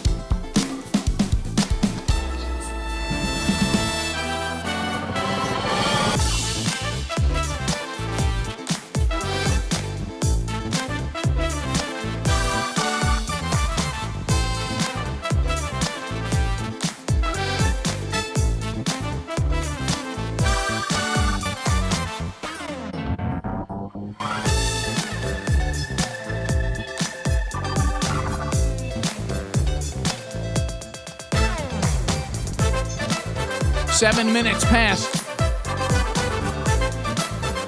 Thanks for being with us from the Broadcast Plaza and Teleport. Speedy, the real Greg Burgess, Helmsy, Eddie Van Adler, all here and ready to go.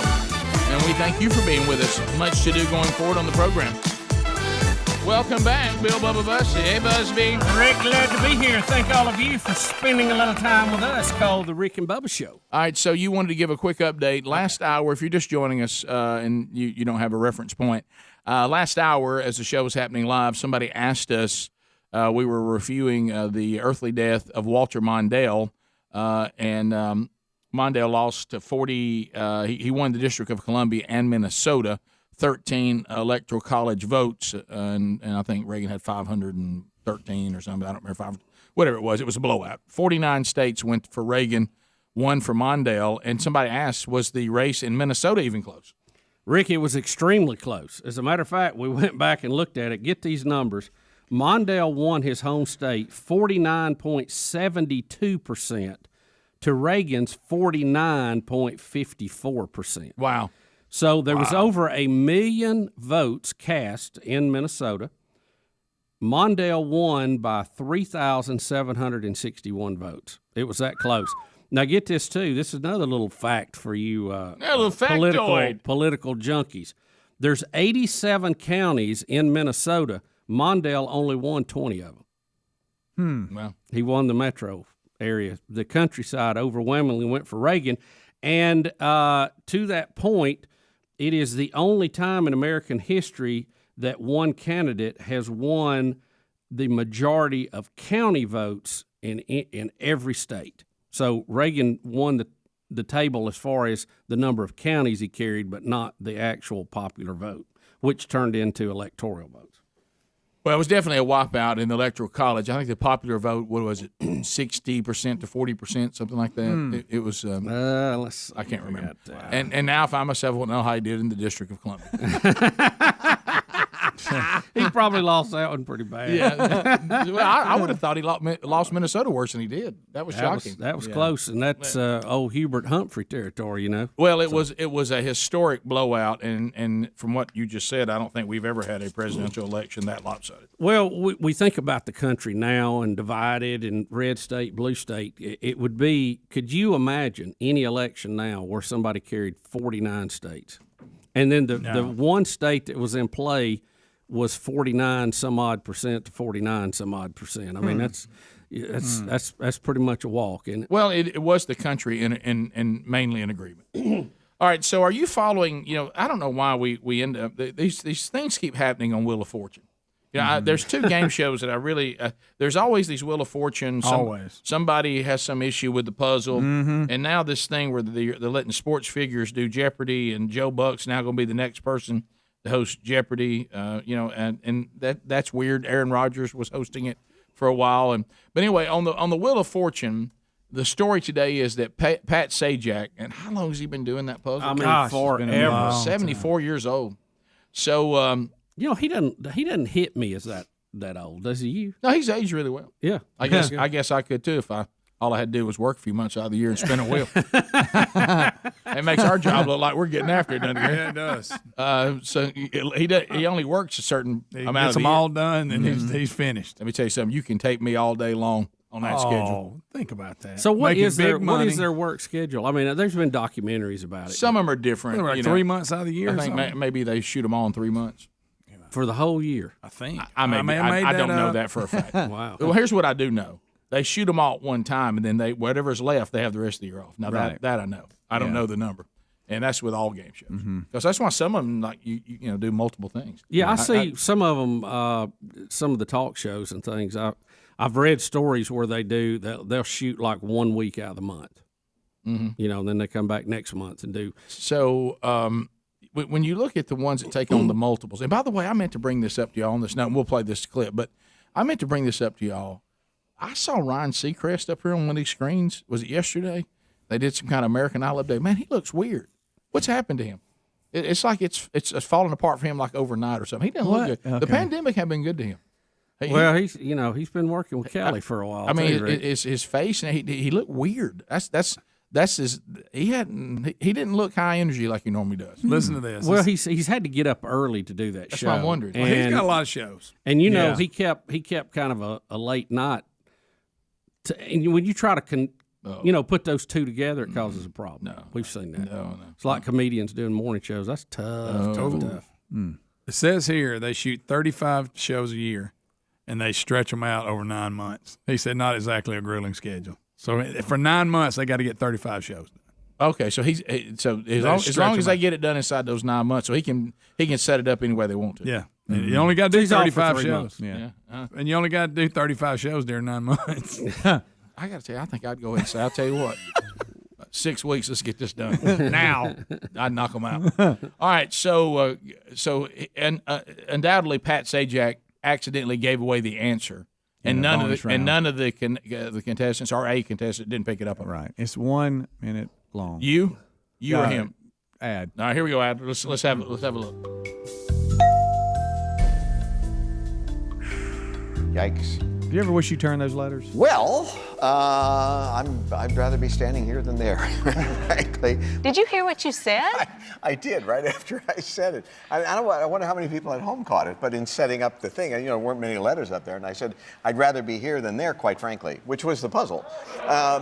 But it goes to show you that people are concentrating and not paying any attention to me. And he didn't get it, but no reason he should, just based on that. But Right. it's funny what your mind will, Yes. what your mouth will say that your brain says you shouldn't do that. Anyway. Boy, Greg, you've made a living at that, haven't you? Boy, oh boy.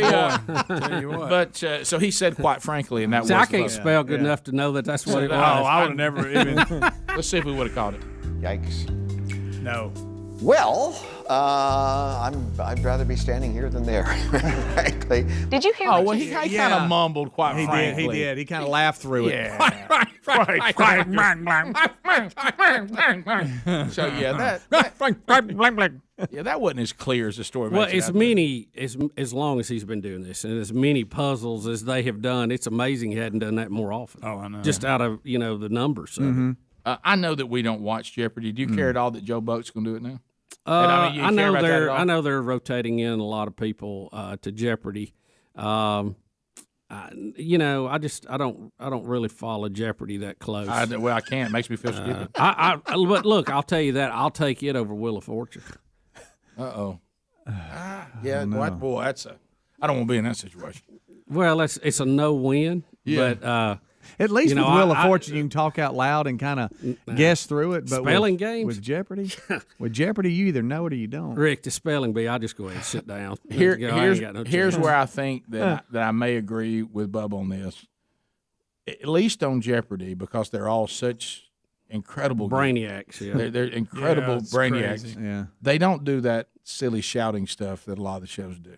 Okay. Oh, come on, Jeopardy! Come on, Jeopardy! They don't do any of that. And that's one thing I like, having a bit of an oasis away from Rick, that. I just don't like spelling games. Go ahead and give them those spelling. Come on! We got to get the big money.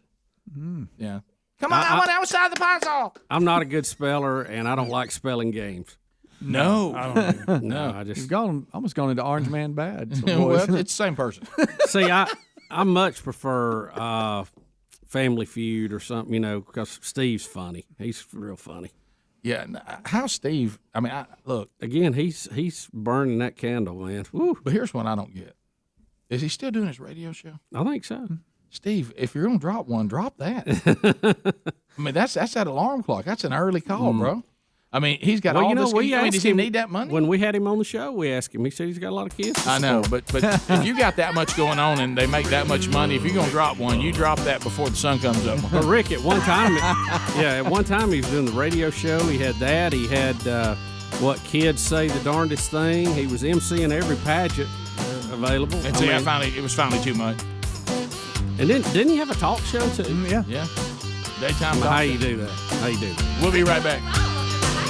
Rick and Bubba.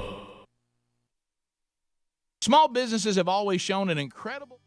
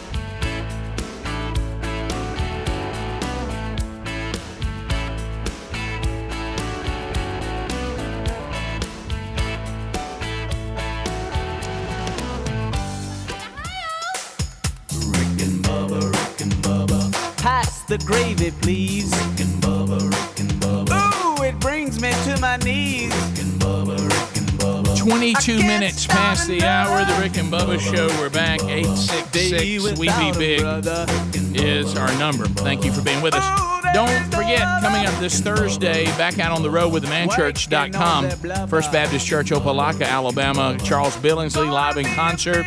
I'll be there Thursday night. Charles and I have had a little fun doing these videos for the church back and forth. We'll have a blast Thursday night. Make plans to be with us as they go into year 2 of the men's discipleship strategy. It is a ticketed event, only $5 though. You can get that by going to rickandbubba.com under events. Let them know that you are coming, and they will have tickets at the door as well. Sunday night, Rainbow Presbyterian Church in Gadsden, Alabama, the home of Z93.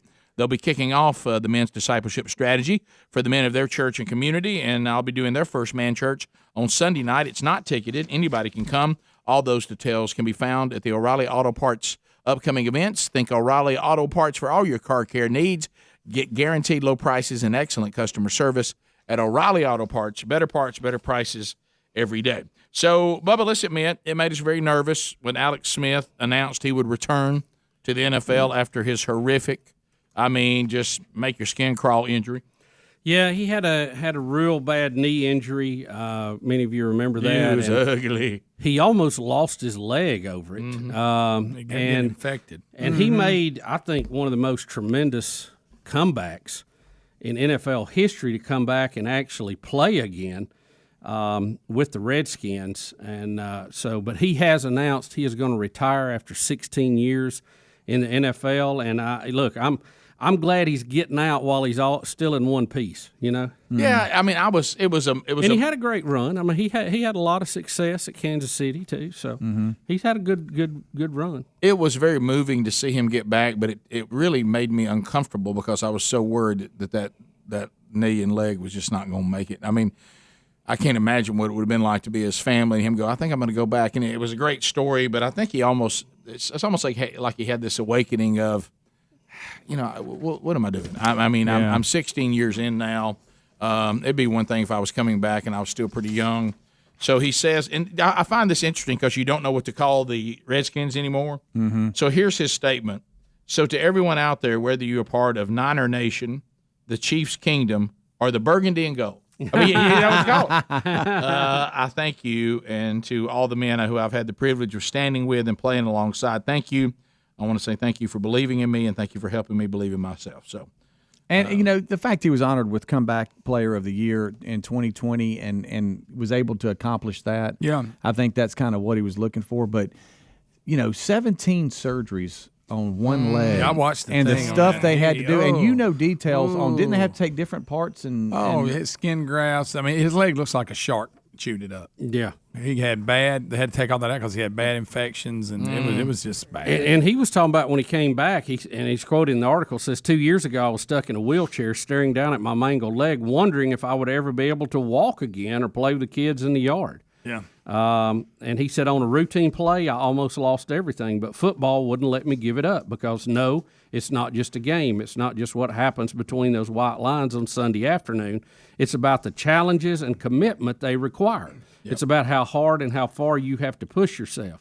It's beyond the bond of those 53 guys in the locker room and everyone else in the organization. It's about being fully committing yourself to something bigger.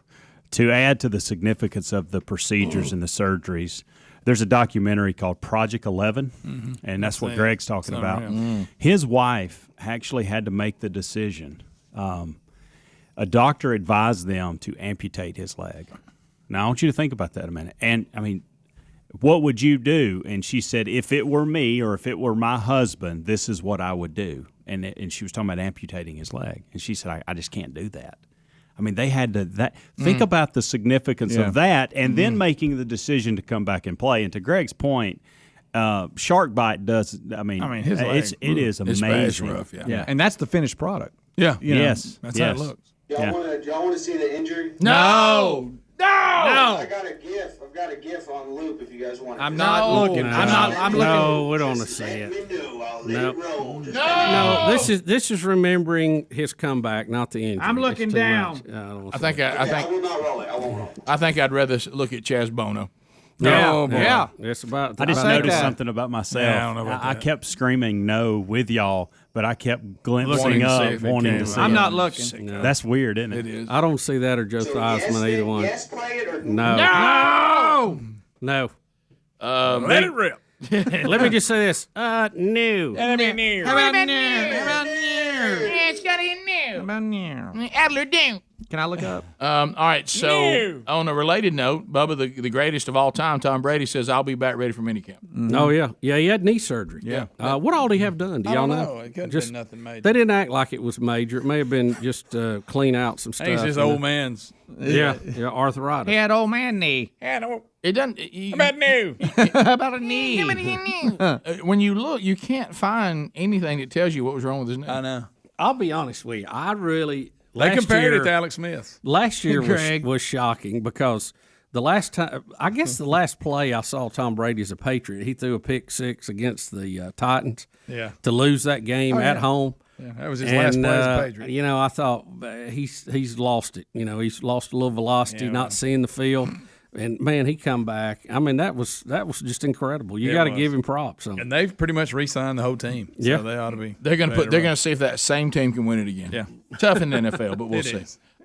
Rick, they called it minor knee surgery, so whatever. It's a little scope problem. Yeah. There's nothing in this story that, unless this is it, this isn't what he has on, is it? I mean, what's that? Cincinnati Bengals reveal new uniforms, but I see no picture of the same. Well, that's a little frustrating. Did you see it? It's pretty much the same helmet with a different color pattern on the jersey. That shows him running off the field last year. He ain't run off the field this year. In the story, a little bit down in the story, it has a well, even a the tweet picture with that's the supposed to pictures be the out. new ones doesn't look any different. It doesn't. See, that's what It doesn't. It's because frustrating. this story has no picture of the new uniform. Very frustrating. But you're saying even if I see the new uniform, I don't think. And I'm sure they've made some tweaks to it. But if you're going to say here's an article about a new uniform, it better look different. Mm-hmm. Yeah, I mean they have a headline. Tweak? Did they do that every year? Everybody does that. Cincinnati Bengals reveal new uniforms. But now, listen, if you're Cincinnati and you want to change things up, I got it. I hope that the Buccaneers don't change theirs. I mean, when you win, you can't tamper with the it. Pewter Pirates. No.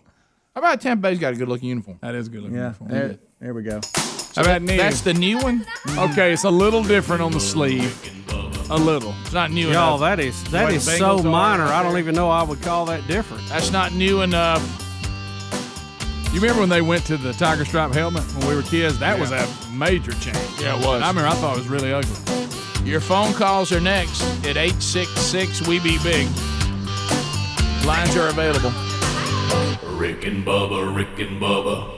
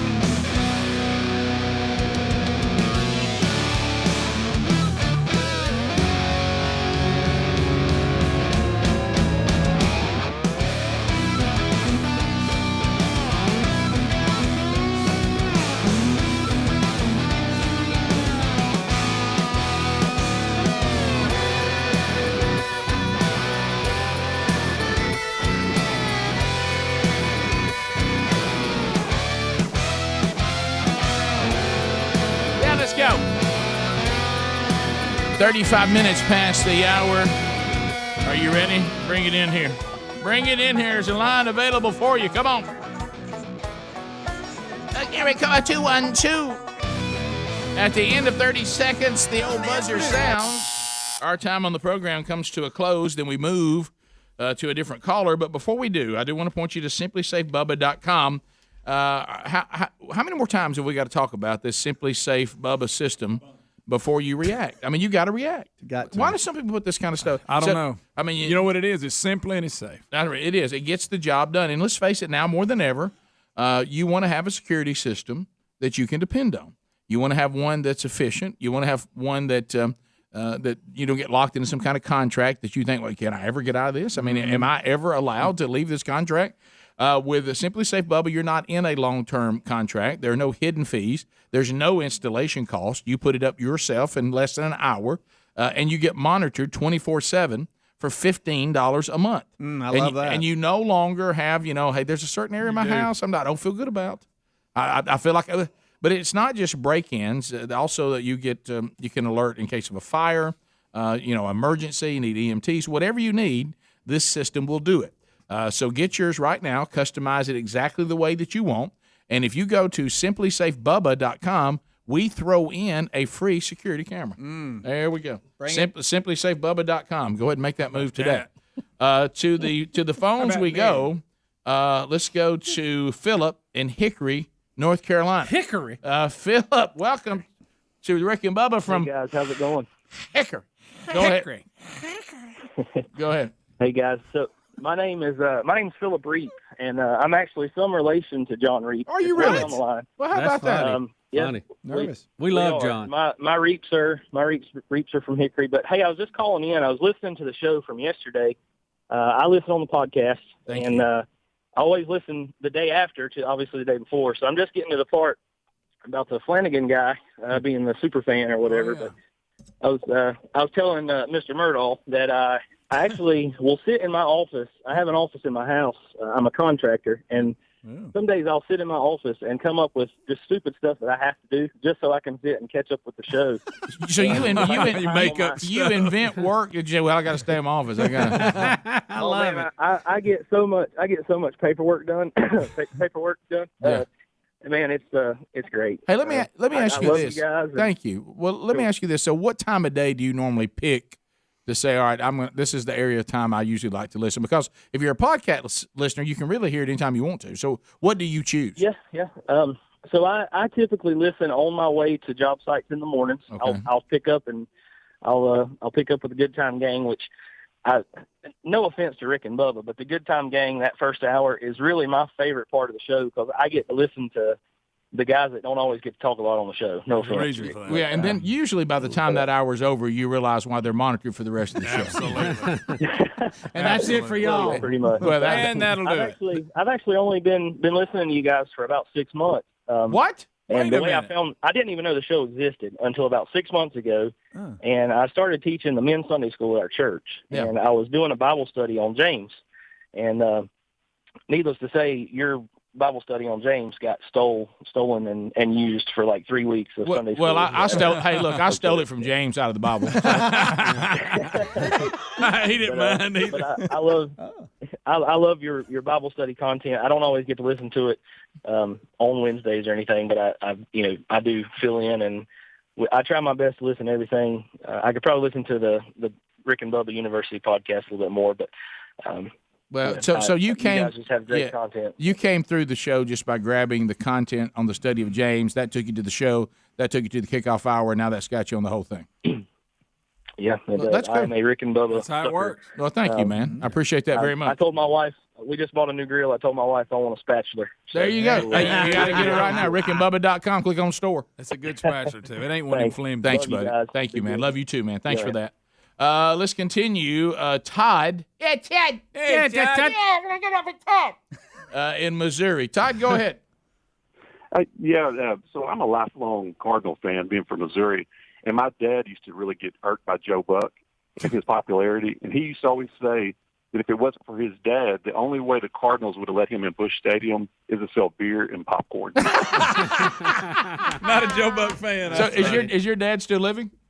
He's not, but he's had other words of wisdom, and one other I like to share is there's a lot of nuts in this world, but they're not all on trees. That's true. I would have loved to hang out with your dad. I think I did. He sounds like my dad. We continue to South. I think Joe Buck does a bad job. No, I like Joe Buck. I do too. Well, I just love the fact that his ornery dad, who was a purist when it comes to the Cardinals, he didn't like it at all. Matt in South Carolina. Matt, go ahead. Hey, guys, a long-time listener, first-time caller. Hope everybody's doing good. Thank you, sir. I wanted to talk about Tom Brady. I read an article this morning. I don't know if you guys saw it, that there's doctors or scientists. Of course, we know how science goes. But anyway, they say that the person that's going to live to 150 years old is living currently. They believe there's a person that is going to make it to 150. And my money's on Tom Brady. I don't know about that. No, you know what? If you got a bet. I'll seat your Tom Brady with one Keith Richards. How about this? Because he's overcome more. Yeah. Think about that. Shows he's got some kind of super element. That's true. These people that live to be 110 or whatever, you see them. Now, picture one at 150. That Greg, we ain't gonna have one. Tough to look at. No. You know what I'm saying? Well, they'd have to make it better to reach that far, I think. Rick? I think we had, if I wasn't mistaken, this week or last week, we had the oldest living American pass away. I think she was 116. Yep. Wow. Did you see that? Wow. Watch that elderly lady eat fried chicken or run a mile. Which one, Rick? Well, I could do a mile. The mile's no problem. Yeah, because I'm not going to see the whole mile. No, that's going to go by slow, but not near as slow as that. Yeah. And so you got to be real close. Yeah, but in all honesty, you can hear it. I think I would be okay until she went to the mashed potatoes. That's what I'd be. Oh, Rick! Oh, you are all over that. No, man, I'm out, Rick. I'm out. I wish I could transport out of here right now. This would be me. This would be it's like I'm going with the fried chicken. I don't really want to run. Oh, there's the mashed potatoes. You're out. Oh, he sees you. The high knees. I'm going. And y'all are awful. Somebody start a timer. Y'all are awful. This we were in a restaurant, and you had to position yourself where you couldn't watch. Look, it's on me. It's on me. It's on me. on you. We had to block you. Yeah, I do whatever needs to be done. But if something nothing doesn't need to be done, then I'll go the other way. You know? Mashed potatoes are rough. Whew. Get away from them. Don't even get me started on pudding. Oh, Rick. Stop it. I wish I could transport out of here. I was trying to leave. Perry and Gadsden, Z93. Perry, go ahead. Hey, bud. Hey, so rumor has it the NCAA is going to start a new sports show called the TGSN, the Transgender Sports Network. So I'm going to use the Shark Tank phrase for those reasons for watching it. I'm out. I'm out. Well, I mean, it's the only way you're going to make this work. Letting transgender biological males who say they're women compete, that's not going to work. Yeah. I think you've already said it, Bubba, and others have too. You're going to come down to there'll be men's sport and transgender sports, and then women's sport will be struggling. Yeah. I'm thinking I just hopefully everybody's going to be kinder than that and nicer than that. David, go ahead. David. Hey, how y'all doing today? Good. Well, my aunt is 97, will be 98 come this summer, and she said the only advice she always gives me is don't buy no green bananas at her age. There you go. Yeah, that's good. Meridian, Mississippi, listen to the buzz. Brian, go ahead. I am on wall-to-wall on Treetop Talk. Yes, you are, baby. We got you loud and clear on the buzz. Look, man, these people calling in about being super fans. I listen to more Rick and Bubba on accident than they do on purpose. Guy's a pro. That's a great line. I mean, I get up early. I get up about 3 o'clock every morning, start my day, and I'm tuning in all the way till 5. I hear you. Then I'm best of and Rick and Bubba till 10, and then I'm on their best of until about 10:30 till about 4 o'clock in the afternoon. Well, If I'm on the lawnmower, I'm Rick and Bubba. If I'm in the garden, I'm Rick and Bubba. I mean, shoot, if I'm in the deer stand, I'm Rick and Bubba. Watch if I'm out. not reading the book, I'm on the podcast, or I'm on the tune-in, or I'm Rick and Bubba University. And, I don't need no free stuff from the Rick and Bubba store because daggum, I got everything. And then I'm probably going to drop a couple bills on this new stuff. So there he is. Ladies and gentlemen, I give you Brian, Listener of the Week. Go away, Brian. We need a lot of those. Gosh, that's great, hey, brother. y'all stay in. You too, brother. Stay in it. I like it. That's impressive. If you think about it, the TuneIn app is for the Rick and Bubba addict. It's just always going. Let it roll in the background. It's just always going. You got to have that part of your arsenal. Yep. 15 minutes to the top. Anything we missed? How about we got a Grizzly mauling? Well, they'll maul you, won't they? Bubba, it's taking somebody out. Yeah. One of the backcountry guides, too. If somebody knew what they were doing. That's a big opponent. We'll be back. Rick and Bubba, Rick and Bubba.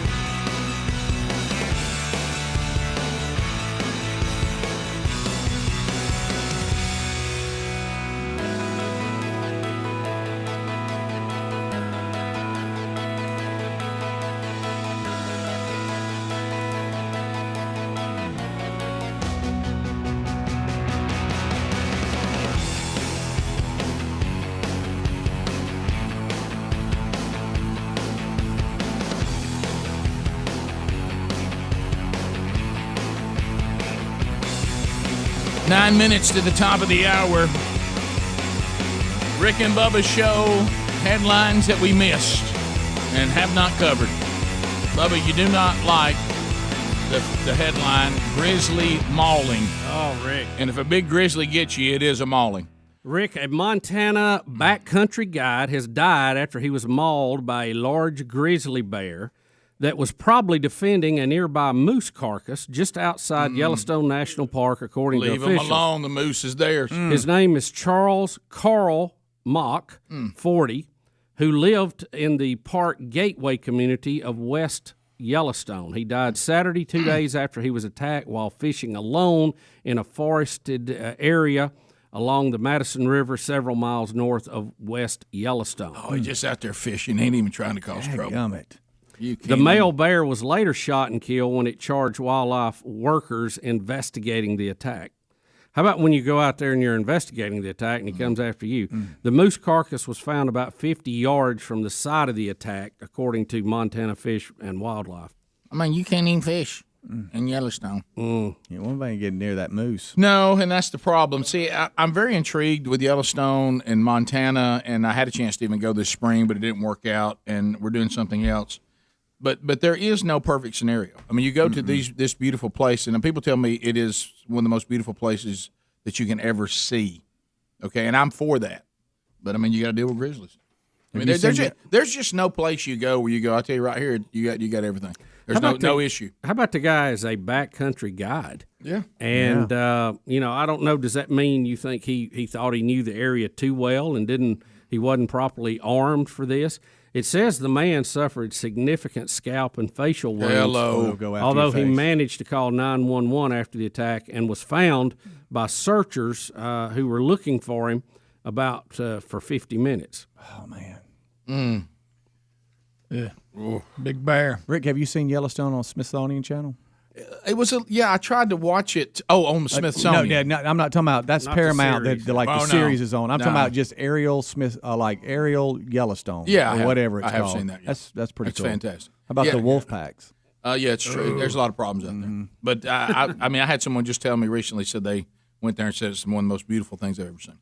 And I Did they need- go in a camper? Yeah, and I know they actually went because they said I don't know that winter is the thing. They said, but if you go in the winter, they have you so outfitted that you're really toasty warm, and they put you on what Bubba and I got to do in Colorado, which was really one of the more fun things I've ever done, is ride those snowmobiles. Except down that giant hill. Right, and they do the snowmobiles, Which we all thought we were going to die on. But how about this? They call it the toilet bowl, Greg. Oh boy, that was a tough one. I mean, Greg, we were going Straight straight. At one point, the snowmobile is coming off the snow. Is this one of those dudes And I got where you kids, go, I'm not you know, qualified to do this. Why am I doing It's this? one of those things, Greg. You had to say if the guide is telling me to do it, it must be okay. Exactly. But people must do it every day. Right, but it Didn't was, feel like it. But it got Yeah, I wish I'd have found a little more gentle place to go down the mountain on. Yeah, but it was wild. Well, the Continental Divide, man. But anyway, so he said though they're sitting there on the snowmobiles, and the guide comes back and says, "Hey, we called the name of the herd of buffalo up here, and they're not going to move, so we're going to go through it. Just don't engage them. Just keep moving, and be careful." And he shot footage of him going by and those buffalo looking at him, and he said, "There's a big male out here. Just keep moving." No, But if we don't go, we're going to get stuck out here at dark, and we don't want that. Wow. But he says they put you Look out, Buffalo. in the cold. They put you in these outfits that are so warm, and even the handlebars have heaters in them to keep your hands warm. Oh, you'd have to. Yeah. So I don't know. Speaking out in the outdoors, have you seen this one? A swordfish weighing 436 pounds, reeled in by a Stuart, Florida woman, Jennifer Cameron, said the buoy was underwater for 20 minutes. That's how strong that fish was. The buoy underwater for 20 minutes. Bring it up. And she said she wasn't feeling that good that day after she'd received her second Moderna vaccine. I see y'all think I'm doing a joke. That's really Are you serious? It really says that. Rick. But we needed to catch fish, so I went along, and I could feel. Look at that thing. It's a big one. I could feel my fever. Went in the cabin, and I wrapped up in a blanket and slept on the boat ride all the way back to the marina. Well, I bet. Look at that. 436 pounds. That's one when you mount him on the wall, you're afraid the wall's going to fall in.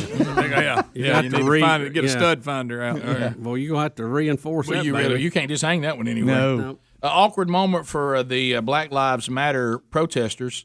They were kneeling and doing a rally for a victim that was shot by police until they found out it was someone who was white. Then they awkwardly got up and left. Well, I mean, let's don't waste a protest on a white person. The being police killed. just shot some white guy. He's white. He's good. Let's go. So they didn't have all the information. They were certain that He resisted. It's on him. I tell you one thing. It's a racist that they assumed that a carjacker was black. That's right. That's a great point. It turns out the carjacker was white. He fired on police, so his actions got him killed. Exactly. And so they thought it was someone who was black, and they were ready to protest. I guess not even caring what the facts were. But when they found out the carjacker was white, they got up and left. Yeah, and the video we're showing, for those of you who can see it, is them. They quickly took a knee and started. So honestly, when they protesting. found out he was white, they got him left. Yeah, there's not an ounce of sincerity out there. No. Not an ounce. And if you don't believe that, they didn't even know. So they got up and left. Now, keep in mind, they're not leaving because the carjacker, first of all, was carjacking and fired on police, and that's what got him shot. Right. Yeah. That's not why they're leaving. No, They're leaving. They were good with that. Yeah, they're just leaving because he's white. Yeah. If a black person had been carjacking a car and fired on police, they would say the police did the wrong thing. Exactly. On that note, the Derek, is it Chauvin? Chauvin. Yeah, whatever. We have a defense witness, and you gotta hate if you were a defense witness in the Derek Chauvin trial, and then you bought the house of the person who used to be there because it wasn't their house anymore. It's their former house. So these people that live there have nothing to do with anything. Well, you know what they got? A bloody pig's head right there on their on their porch.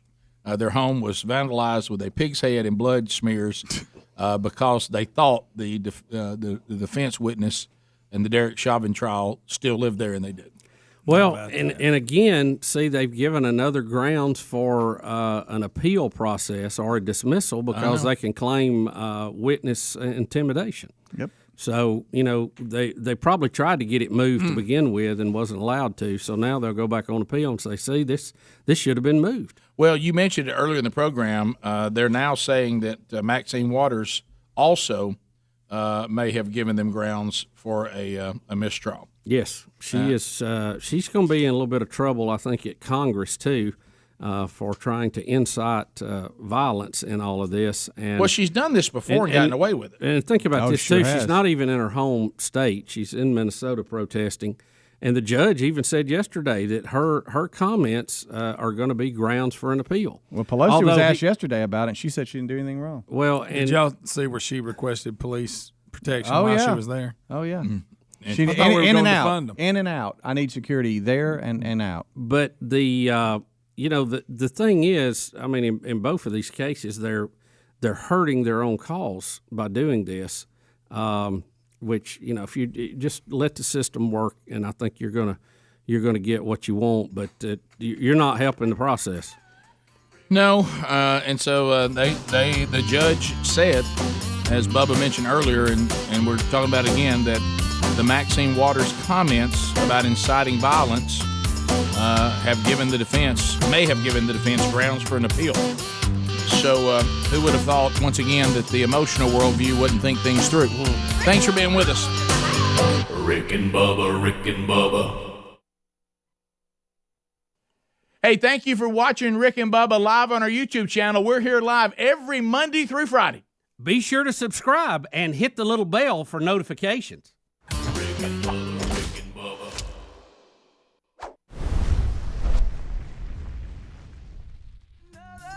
Bubba, Rick and Bubba. Day without him, brother. Rick and Bubba, Rick and Bubba. Oh, there is no other. Rick and Bubba, Rick and Bubba. Waking on their blubber. Rick and Bubba, Rick and Bubba.